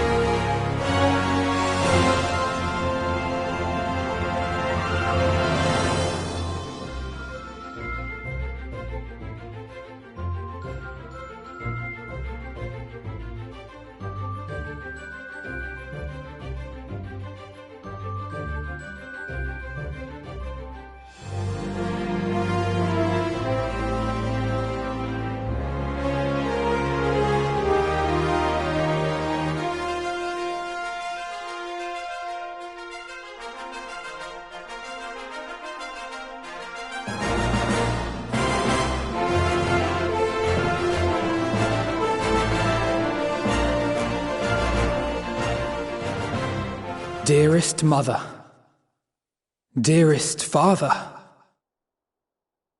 this letter will be the very last that I write to you from the Rising Stones.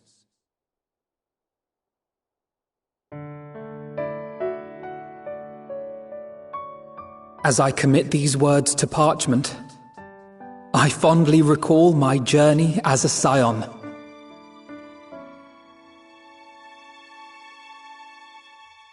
From the time I first walked into the Order's former halls, to the time I set forth to forestall the final days.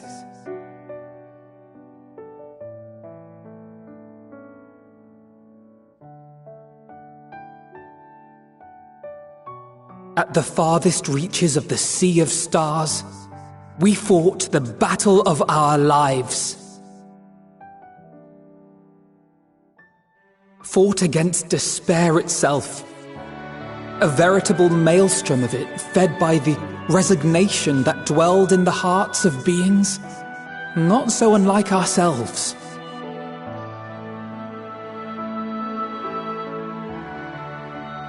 Full oft have I harboured the same malaise.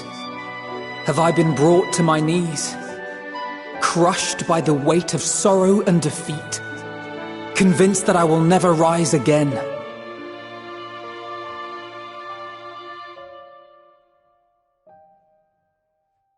However,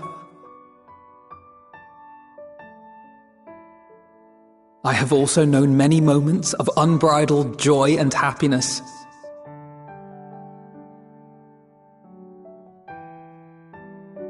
By this truth do I find hope within, blooming resplendent, like the Elpis flower.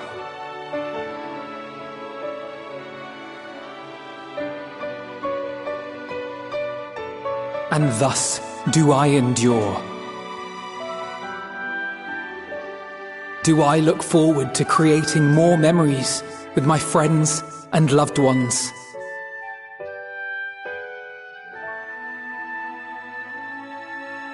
For from these fertile seeds, yet more hope shall spring forth. And they will grow to become shining lights that illuminate the dark.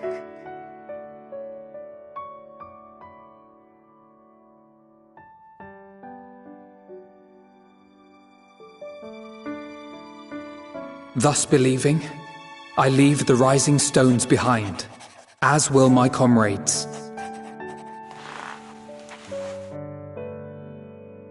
For, as we have decided, after careful deliberation,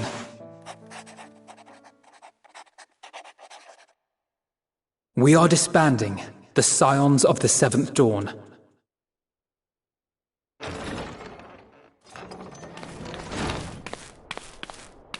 There you are, Alphino.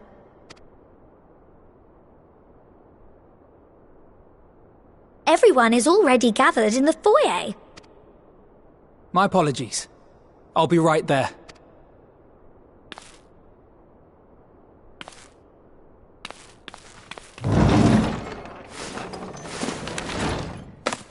At least, that is what the story will be.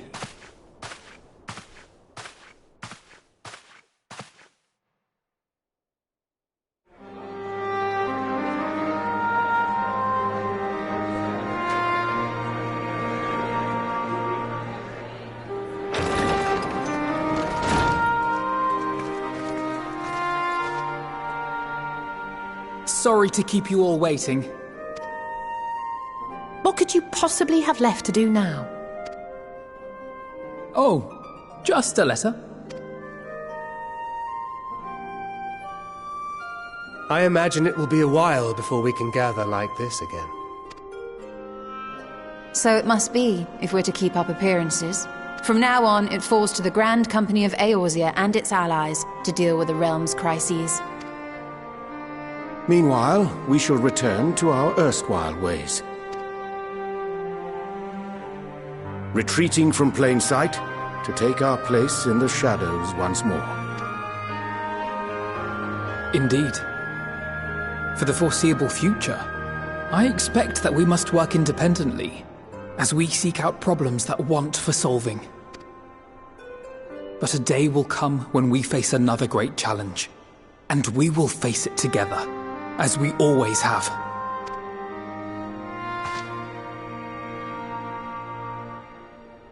As much as I look forward to that day, I do hope it doesn't come anytime soon.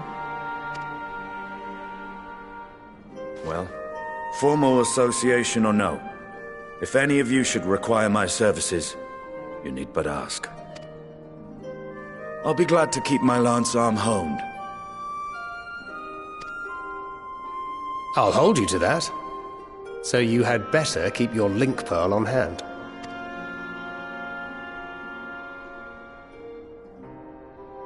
So you really mean to stay, Tataru?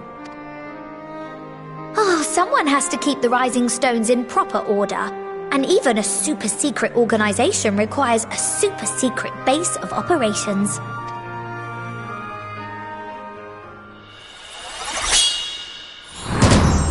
To the rest of the world, it will be naught more than a workshop for Eorzea's foremost up-and-coming artisan.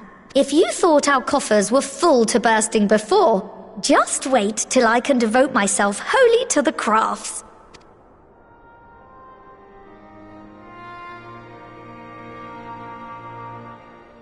Plotting to build a mercantile empire to rival that of Lord Lodorito, are we?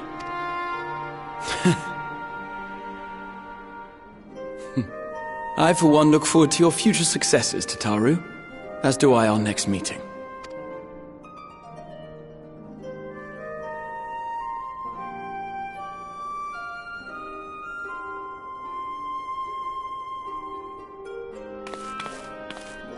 And with that, I believe it is past time you all made ready to depart. Leave no preparations undone or words unsaid, all right? Now, off with you.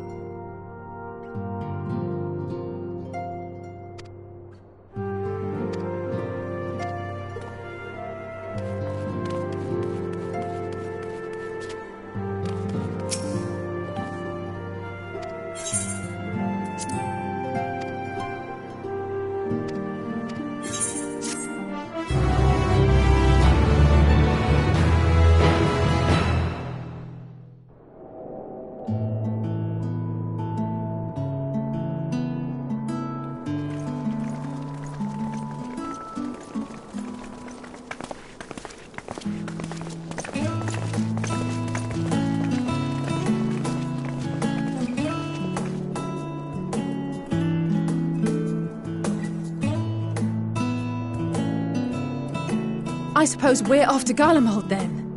Though we ought to speak with Lord Emmerich first. If he's received word of any recent developments, we need to know.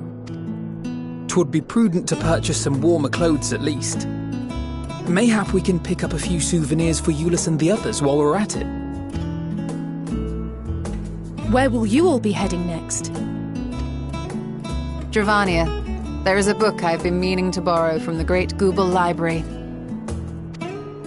And I can think of at least one person who will be most displeased should I fail to visit before leaving. We've no particular destination in mind, but we do intend to stop in Sharlayan before we set off. We had thought to ask after the Loperids. I am curious as to how well those who chose to remain are adapting to their changed circumstances. Might we accompany you then? Raha and I were planning to return to the Baldessian Annex. Commissions have been piling up in our absence, and they must be dealt with ere we begin our work in earnest. Estinian, you will return to Radzat Han, will you not? Aye. For Vritra's benefit, though I've yet to hear the details. I may not stay long. I see. Then it is here the Scions at last part ways, each to some far-flung corner of the realm.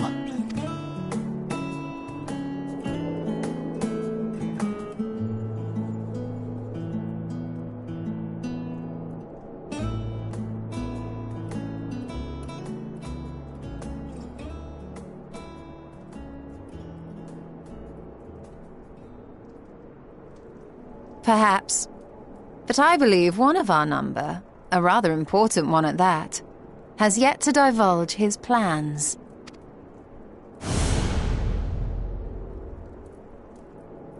Quite right.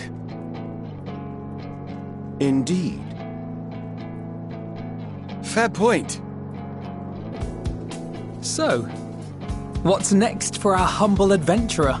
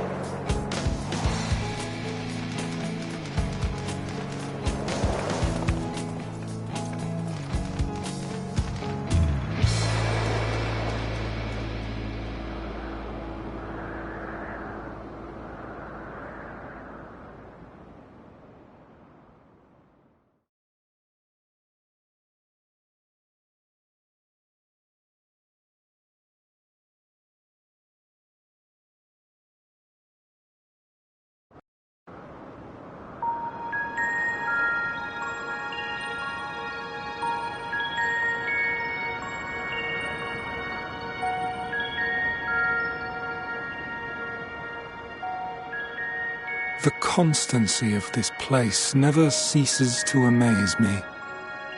An ocean of souls, shimmering and eternal.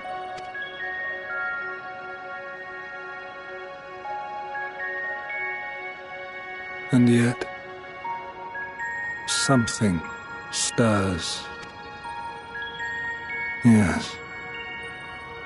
Steeped in darkness, deep as starless night. The beast hungers.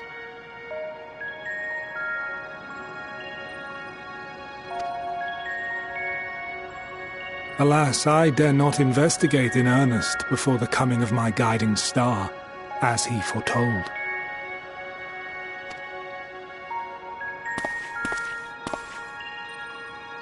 We shall descend to the depths, you and I, to confront the dread beast Pandemonium.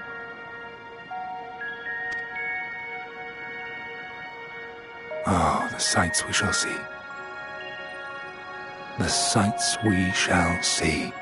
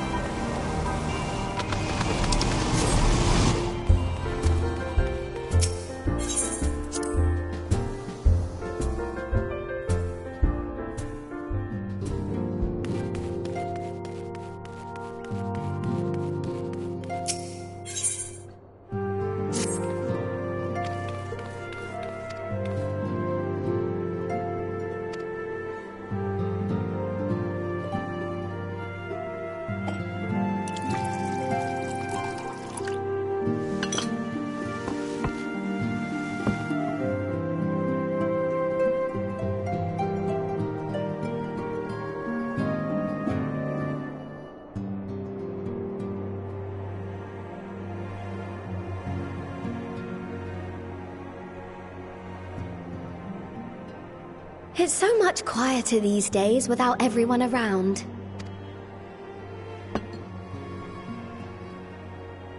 Not that I'm pining for your return, you understand. I have my sources, and I know that each and every one of you is doing well and keeping busy with your endeavors. Meanwhile, I'm left with a surplus of free time and the question of how to make the most of it. What about you? Any plans for the immediate future?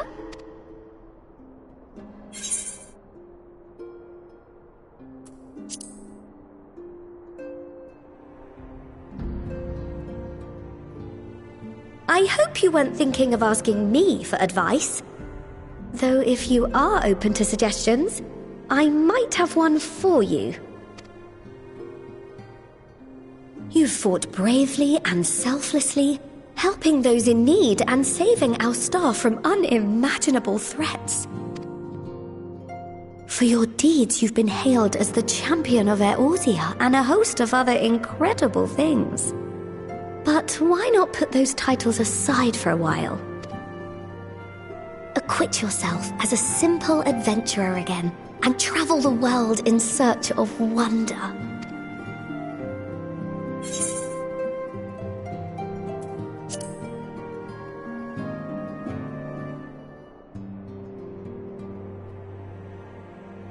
With so many exciting places to choose from, it's hard to narrow it down.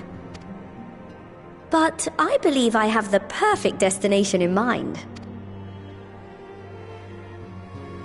Thavnair. That's where you should go next. I doubt you were able to squeeze in a proper tour of Radzat the last time you were there. What with the burning skies and rampaging monsters and so forth. And I'm sure Vritra would be pleased to see you. Then there's the bounty itself. The Empire's presence in the region was always a deterrent to exploration. So if you've a mind to sail that sea, now's your chance. Just think of all the new experiences you could have.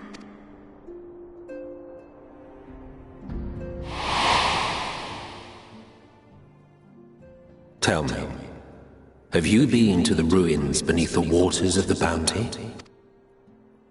As the bearer of Azem's crystal, you may consider your duty to see at least that much.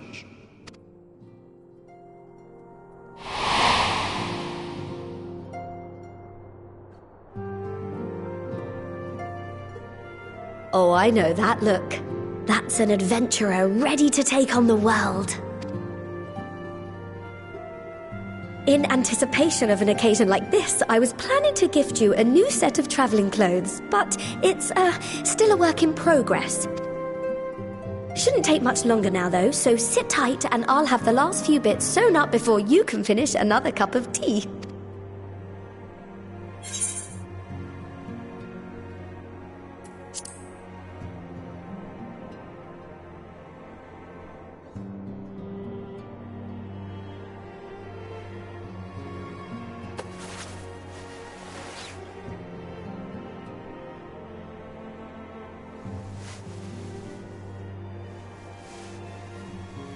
Stitch in here and trim in there. Knot the threads with love and care. Just a little more to go. I'm sure you're still brimming with excitement. I am one with the needle. See how the fabric surrenders to my whims.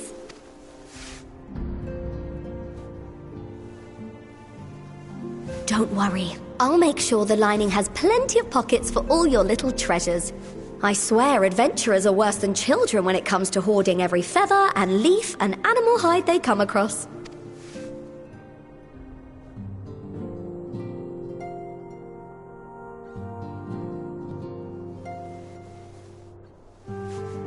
Oh, we mustn't forget the waterproofing. Gods forbid you forget to disrobe before plunging into the sea, or a river, or a piping hot bath.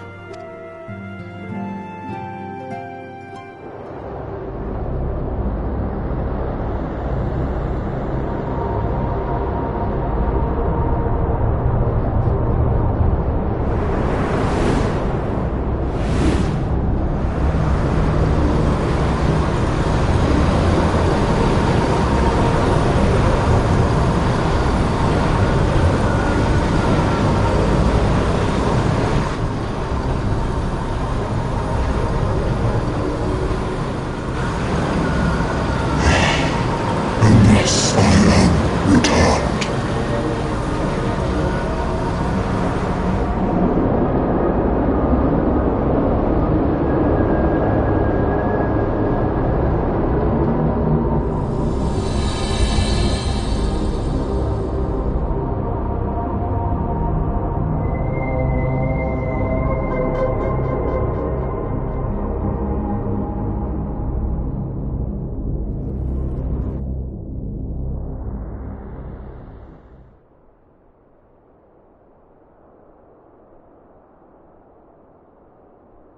Ah, you're awake.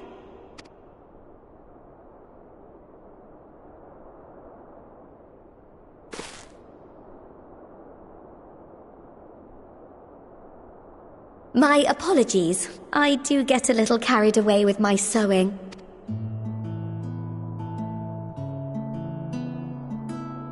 You seem awfully cheerful. Pleasant dream? Or are you just looking forward to the next chapter of your grand saga? Either way, I promise to provide you with new apparel, and so I shall. If you'll accompany me to the Diamond Forge, we can put the finishing touches on your outfit. Shall we?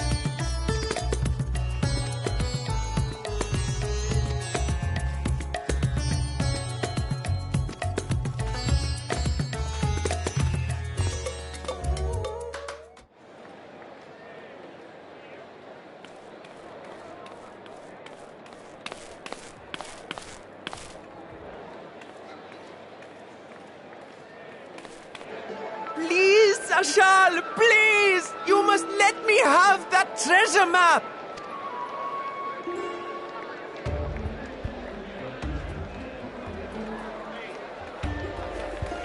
What's all this about?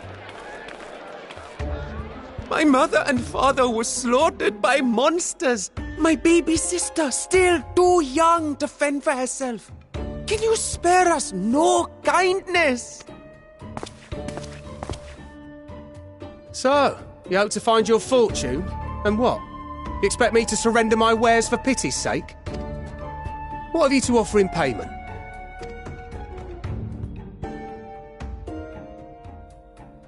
As I thought. Come back when you've more than rags to your name.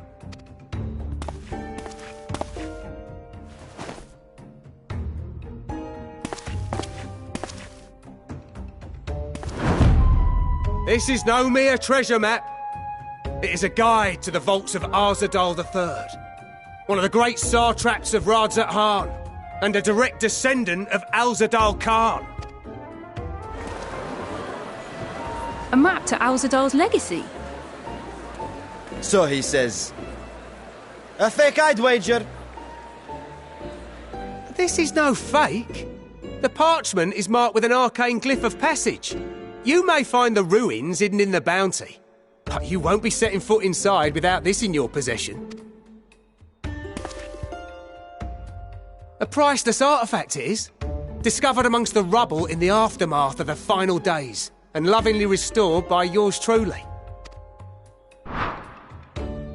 This map is the key to fabulous riches, and I'll be the king of fools to simply give it away. Be glad I am no such king, boy. Your scrawny-eyed had never returned with that treasure alive.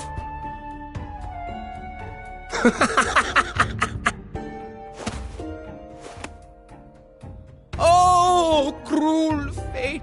Why must you tempt me with wealth I am powerless to claim? How I shall envy the one who purchases that precious map! Whatever they pay will be but pittance against the golden hoards they stand to uncover.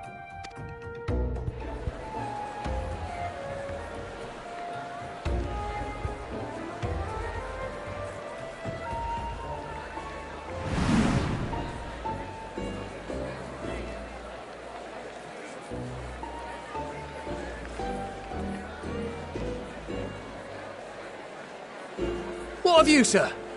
Fighting man of your stature would surely relish the challenge of recovering Alzadal's lost fortune.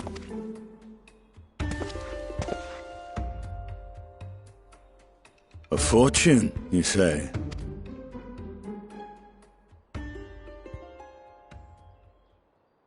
If I had but the strength to seize that treasure, my starving sister would never want for food.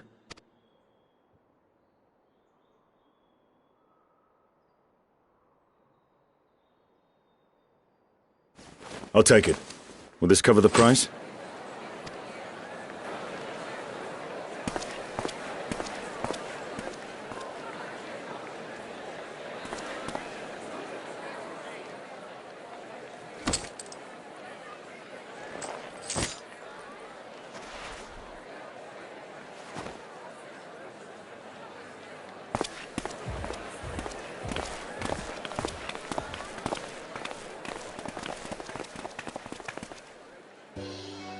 Well met, my friend.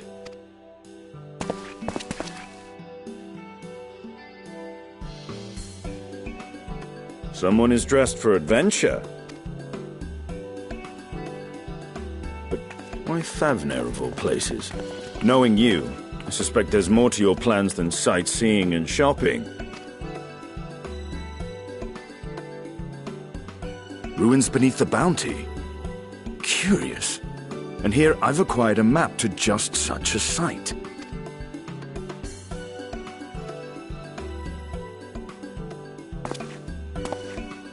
With that sale, I do believe I've earned the rest of the day off. Thank you for your patronage, sir, but if you'll excuse me. You needn't mind us.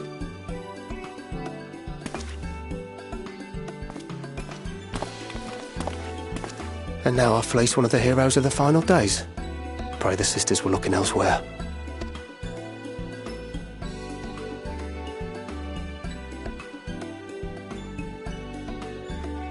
This map may or may not be genuine. Either way, we'll need a ship to find out for sure.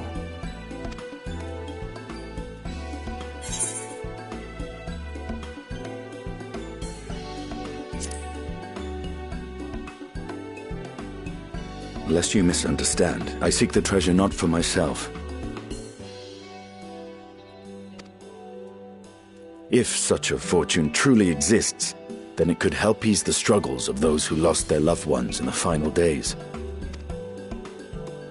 I hope to do for Thavnir what you and Alphino did for the Alamegans when you recovered the Mad King's trove.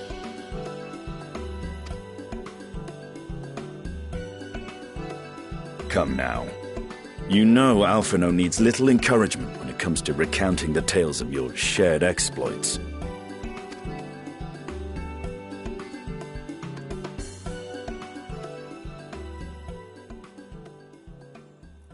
Speaking of precocious lads, that boy in the bazaar was clearly an accomplice of the merchant. Suppose his role was to draw the attention of the crowd and add weight to the merchant's bold claims.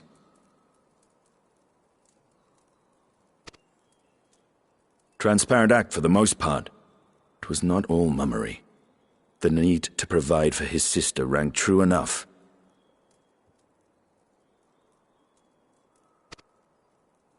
Thus, if some portion of the profits end up in that waif's pockets, then I will consider it money well spent, whether the map leads us to the vault or not.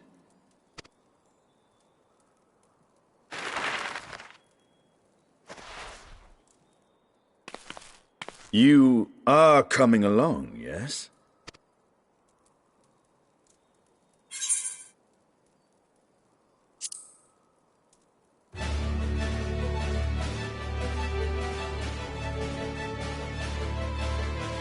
I thought as much.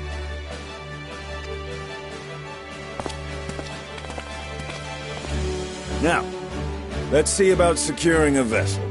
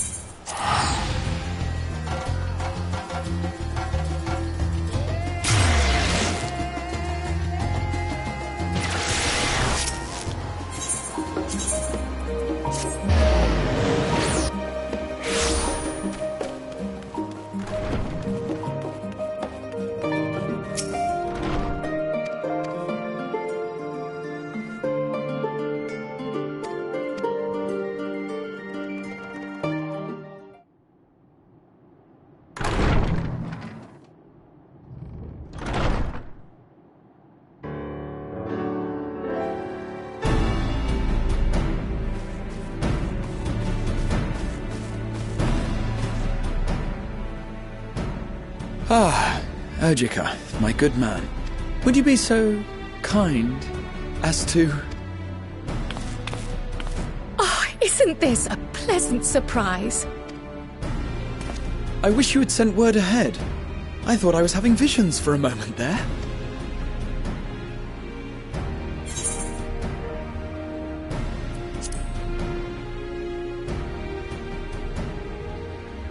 Slow and steady. Raha and I have been compiling old records of the students' activities.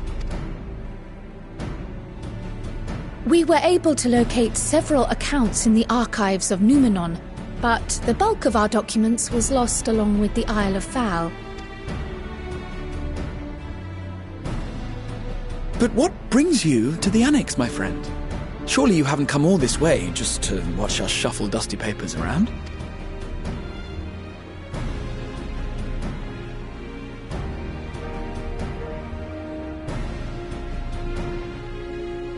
The treasure vault of Alzadal III. And you're looking for companions to join you on this expedition. I would dearly love to accompany you, of course, but I'm afraid I'm committed to another task. On the subject of which I had hoped to ask for your assistance.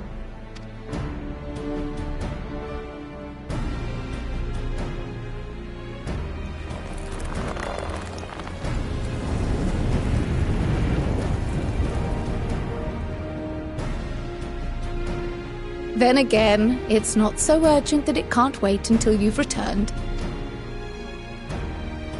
You should go, Raha. I'll stay here and mind the shop, as it were. Are you sure? I'd hate to leave you short-handed. I'm sure. Just try to be back before too many moons have passed. Well, I guess we're off on another adventure already. Have you asked anyone else to come along? Then might I suggest we invite your Stola? Ever since the Scions disbanded, she spent most of her time cloistered within the Great Gooble Library, hoping to piece together a method to traverse the rift. It would seem, however, that whatever wisdom she sought there was not to be found. She arrived in Sharlayan the other day. We spoke briefly before she began her search of Numenor. Considering what you've told us of Alzadal's extraordinary feats, I do believe your Stola would be more than interested to hear what you have to say.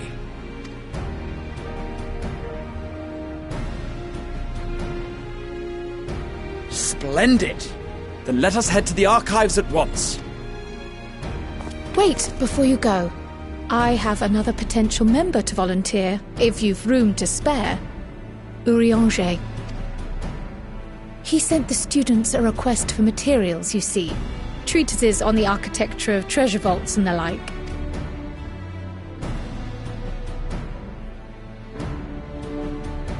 From what I can gather, the Loporrits wish to build their own vault for the people of Aetheris to explore, and are looking for inspiration to help make it a memorable experience. So, why not take Urianger with you? Let him study Alzadal's legacy firsthand.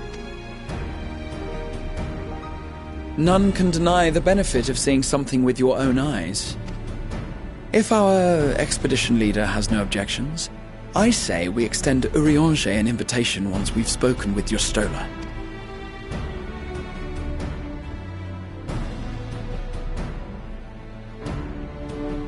Safe travels, you two, but don't forget, I'd still like your help with that other matter I mentioned. Right! Then it's off to the library.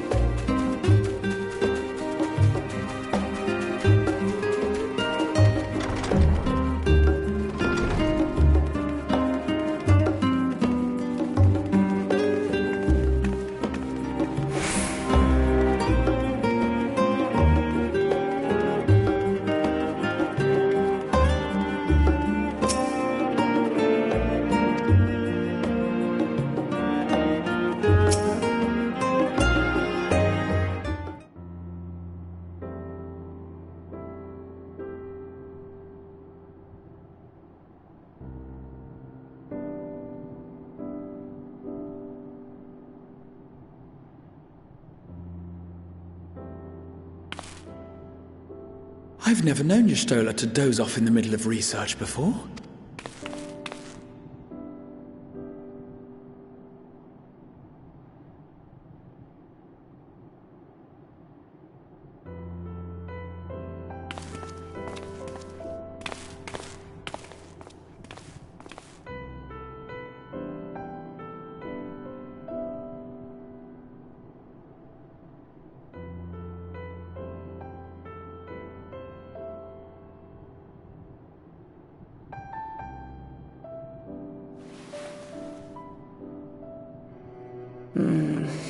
Close my eyes for one moment.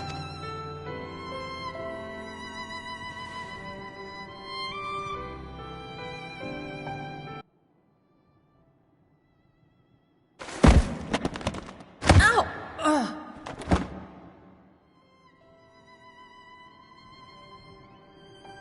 How long have you two been here?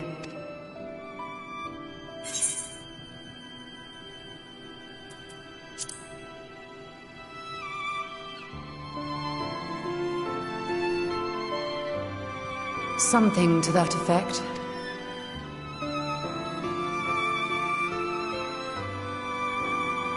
I must have been studying for 2-3 days straight before exhaustion finally claimed me.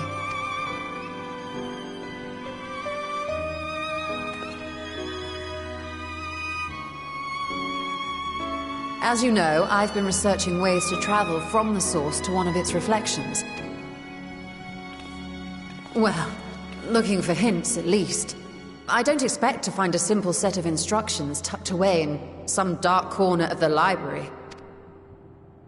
So I've been skimming through the stacks, hoping to uncover even a partial mention of any similar feats in the past. A means to travel between worlds exists, and you can be sure I will find a way to employ it. So I promised Runar, but 'twould seem I've set myself a nigh impossible task. You needn't be so hard on yourself. The leap I made with the Crystal Tower was not achieved in an afternoon. It was the culmination of a collective effort spanning generations. Oh, you think me discouraged? I assure you, 'tis quite the opposite. A daunting challenge and the time to sink my teeth into it. I feel like a fresh-faced student again. A scholar in her element.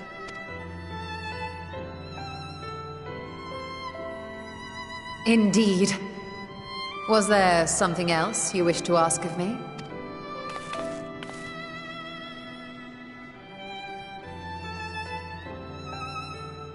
Alzadal is no minor figure in Harnish history, and much is known about his family. But this is the first I've heard of a descendant surviving a trip to another world. If those tales are true, then he may have left behind some clue as to how it was accomplished. An invitation to delve into one of the world's lingering mysteries, as if I could refuse.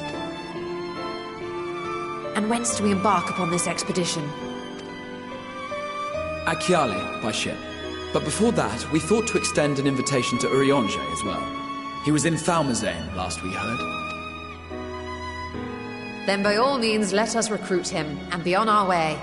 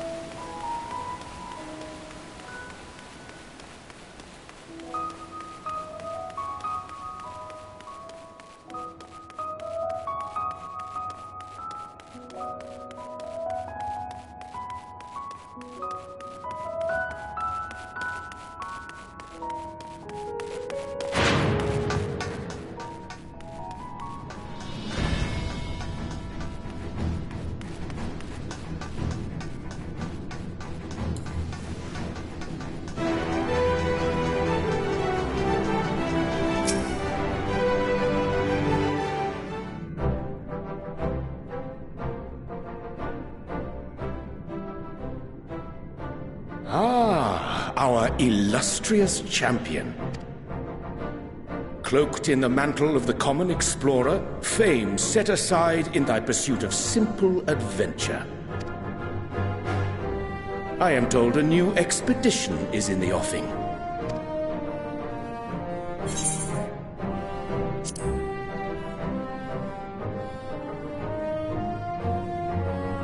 and thee. As ever, thou art the picture of strength. You've been keeping yourself busy, I trust? True to our plan, Thancred and I embarked upon a pilgrimage of sorts, with an eye for gauging the state of those lands through which we passed. Our travels were interrupted, however, by a request for aid from our befurred lunar allies. As you may recall, the Loperids had been seeking new purpose for the moon, another role through which it might serve to benefit mankind. The Forum hath been working to advise them in this endeavor, but I return to offer mine own counsel. And this has what to do with treasure vaults, exactly? Ah, you have learned of my predicament from Mistress Kryle. I know not whence they acquired such knowledge, but the Loperids now stand convinced that adventurers delight in treasure hunts.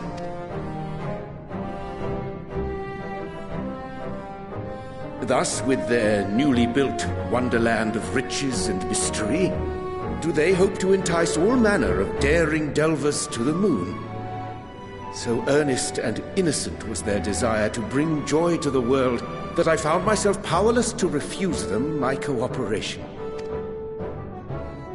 But what of you, my friends? Why are you come to Labyrinthos?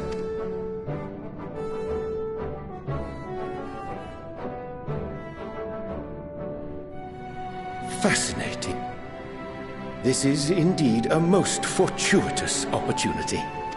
I should be honored to accept thine invitation.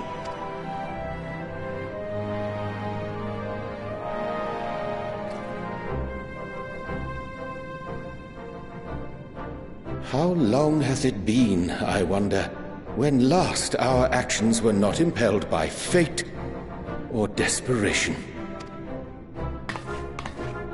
Aye. Though I cherish the Scion's accomplishments, 'tis pleasant to not have the weight of the world upon our shoulders for a change. Counting Istinian, we number 5 now, yes? Without knowing what traps or perils await unwary feet, we may be wise to refrain from recruiting others. I agree. Between us, we should have the skills to handle whatever situation may arise. Shall we be on our way? What, no time to spare a word for the grizzled old bard? All is well, I trust?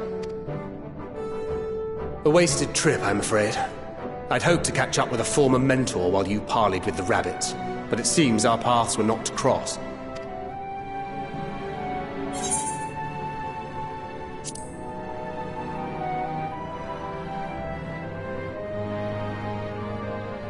That's because we didn't travel by experimental aetheryte. It's astounding what a lack of nausea does for one's sense of well-being.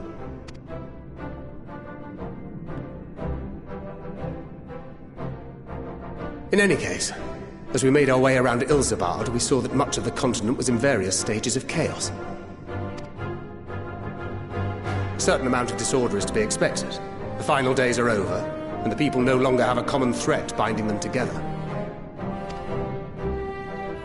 That's the thing with these fledgling troubles, eh? You need to keep an eye out, lest they mature into full-grown headaches. So, for what reason have so many esteemed personages seemed fit to gather?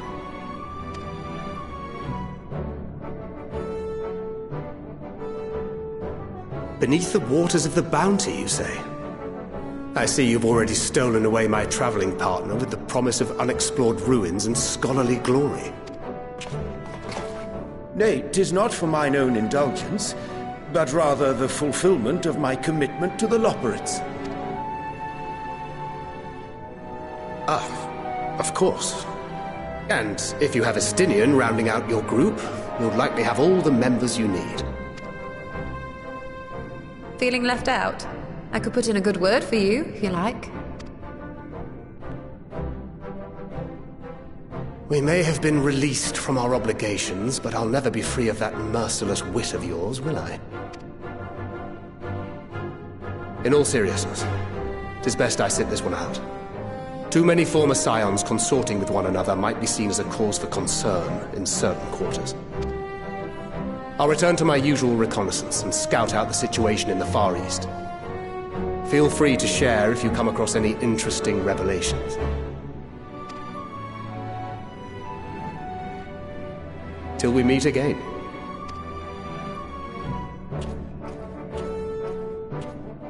Shall we also hasten our departure? Sir Estinian will wonder what hath become of us.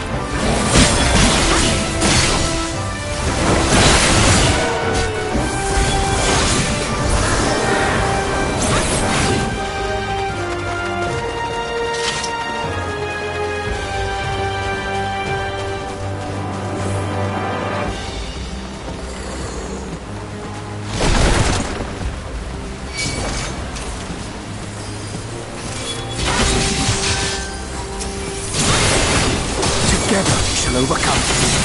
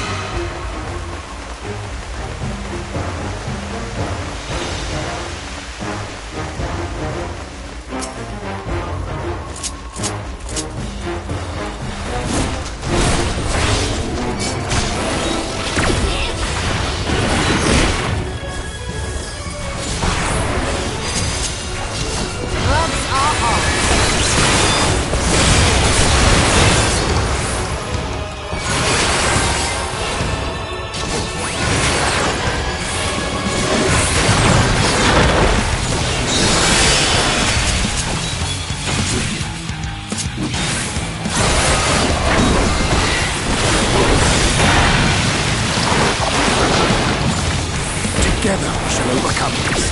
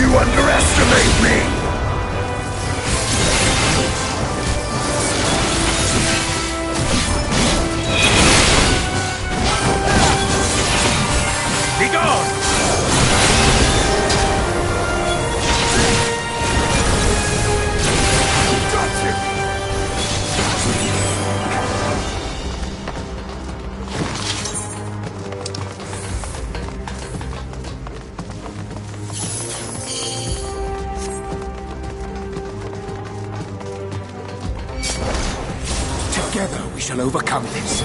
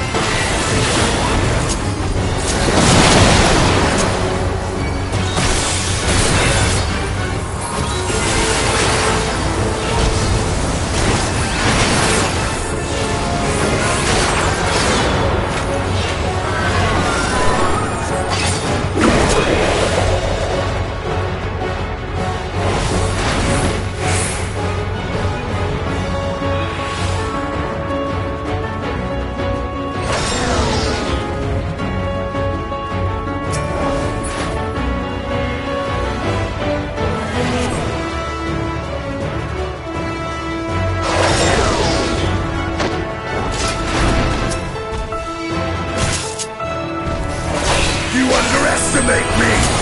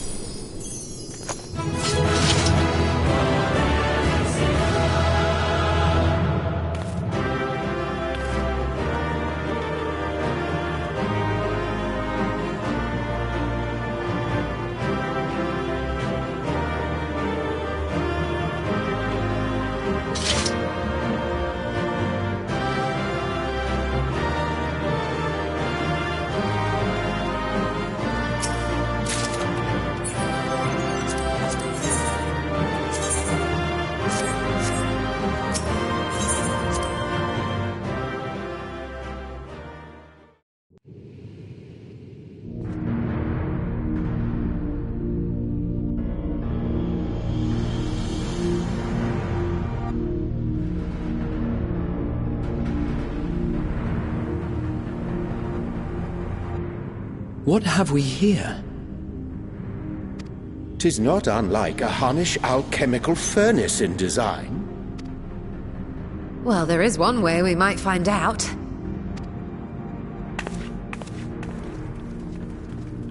Stop!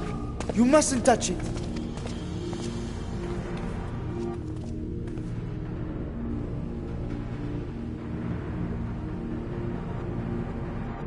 Vritra!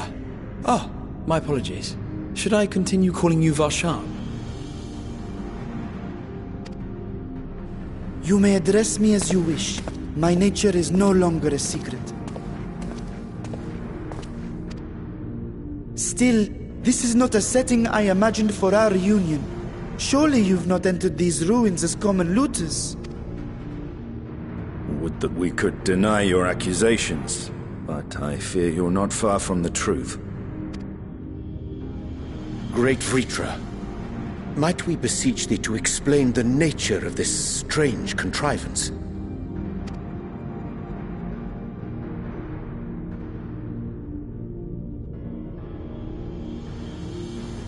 It was crafted by our alchemists at my behest, for the purpose of sealing something away.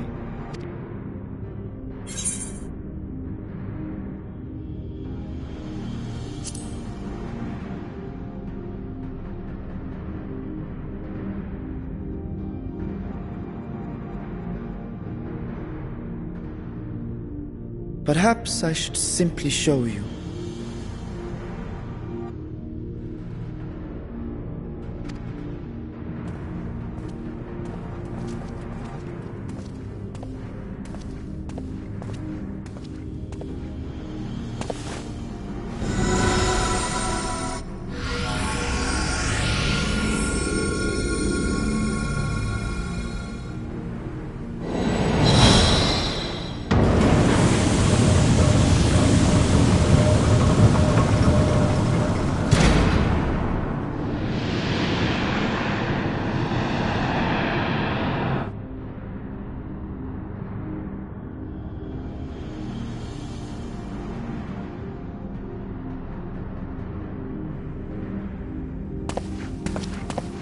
I have lifted the seal, if only for the moment, by an authority only I possess. A planar fissure? No, my friend. Small though it may be, this is a functioning gate into the void.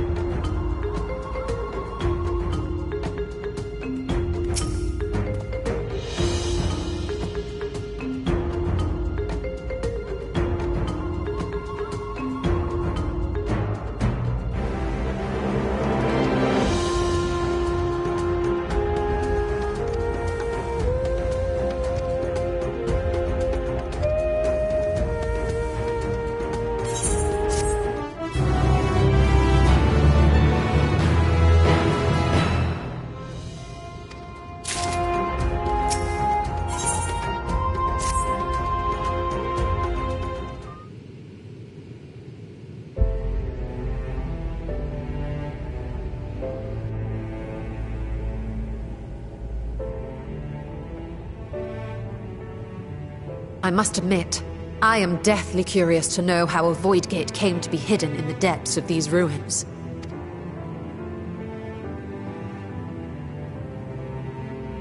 To tell that tale, we must first peer far to the south, and even further into memory.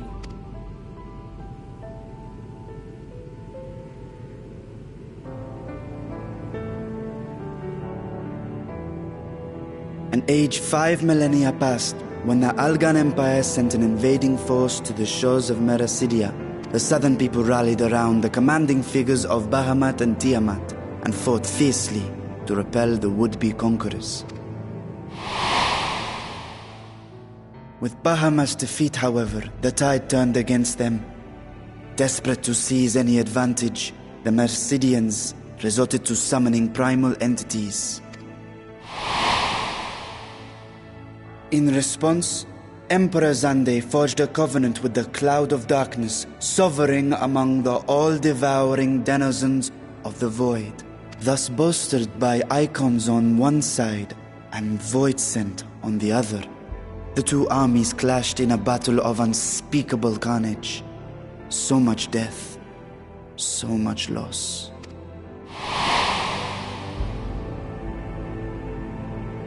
I consider myself well versed in that period of history, yet you speak as one who witnessed it happen. Indeed, I did. I heard Tiamat's roar of defiance and sped toward that war-torn land.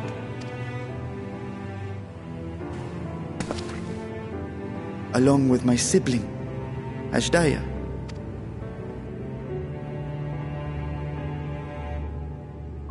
We dragons are not male or female as men are wont to classify, but elder sister is the closest a mortal tongue can come to describing what she meant to me.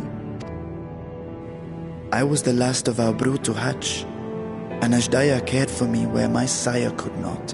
Thus I was with her when Tiamat roared. I was with her when she journeyed south, and I was with her when she fought against the Void-sent hordes. Yet no matter how many of their vile fiends we cast down, more rose from the abyss to take their place. Faced with an unwinnable war of attrition, Ashdaya risked her all on a final gamble. She plunged through the Void Gate itself to strike at the root of their strength. I tried to follow in her wake, determined to lend what aid I could. But even as I came upon Alag's glittering tower, I saw the rift close behind her. And Ashdaya has been lost to us ever since. I find I must retract my earlier claim of historical knowledge. Nowhere in the Crystal Tower's archives did I see mention of such noble sacrifice. That does not surprise me. To Alagan eyes, it must have seemed as if a lone dragon driven to madness, simply dove through the gate and did not return. For my part, I spent long years searching for the means to reunite with Ashdaya. Until I could search no more. Until Alag was dust, and the art to open a void gate large enough to accommodate a dragon forever lost. Yet you have the beginnings of a gate right here, under the control of a harnessed device. My discovery came before Radzat was founded. Though I scoured the lands for a method to cross the rift, it was beneath the sea that I chanced to find a natural planar fissure. It was, however, far too narrow to admit a worm's bulk. Only after our city rose upon the rock, and I could enlist the aid of our talented alchemists, did matters take a favorable turn. Their dedication was beyond reproach. Tirelessly they worked to expand the fissure, and after decades of toil, it finally grew to a size that a child might pass through.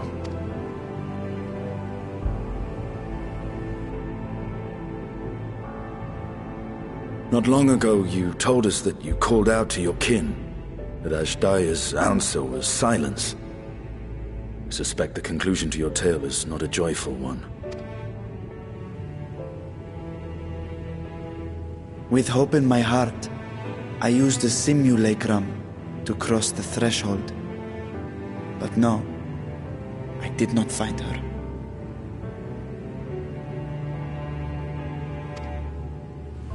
What I found was a host of void scent, clamoring around the opening they had sensed. 'Twas but a moment, but enough. I had no choice but to retreat and allow the portal to contract once more. The gate was a threat to your people. You had to decide between endangering Radzat and abandoning your sister. And you chose the latter. 'Twas not that thy sibling scorned thy call. 'Twas that she was trapped beyond a barrier through which neither roar nor dragon may pass. Even now, in the desolate world of the 13th. I can scarce imagine your pain, yet it was wise not to linger in that place. Too long a sojourn, and even a being of your power risks being warped into a creature of the void. You've seen this phenomenon before, when we stepped into the darkness.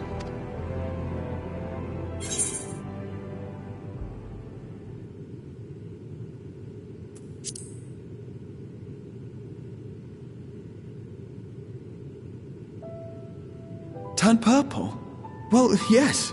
His wounds had allowed the void's corruption to enter his body and twist his ether. Had it been allowed to progress much longer, I presume he would have been fully transformed. Then there is little hope for Ashdaya. No. I hadn't meant to. I speak only of possibilities. The scales of the First Brood are extraordinarily resistant to ethereal fluctuations. They are the protective talisman's core components after all, and even the corruption I described would struggle to overcome. Of course. With the warding scale in one's possession, one could conceivably survive a stay in the 13th without being warped by its energies.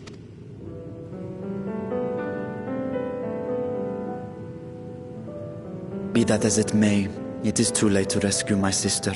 5,000 years too late.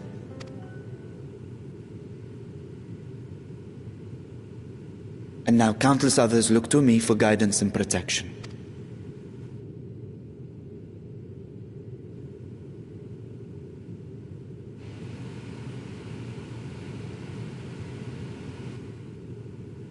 So when I sensed intruders in the ruins, I came only to ensure that the gate remained closed. That, and to secure the treasure, of course.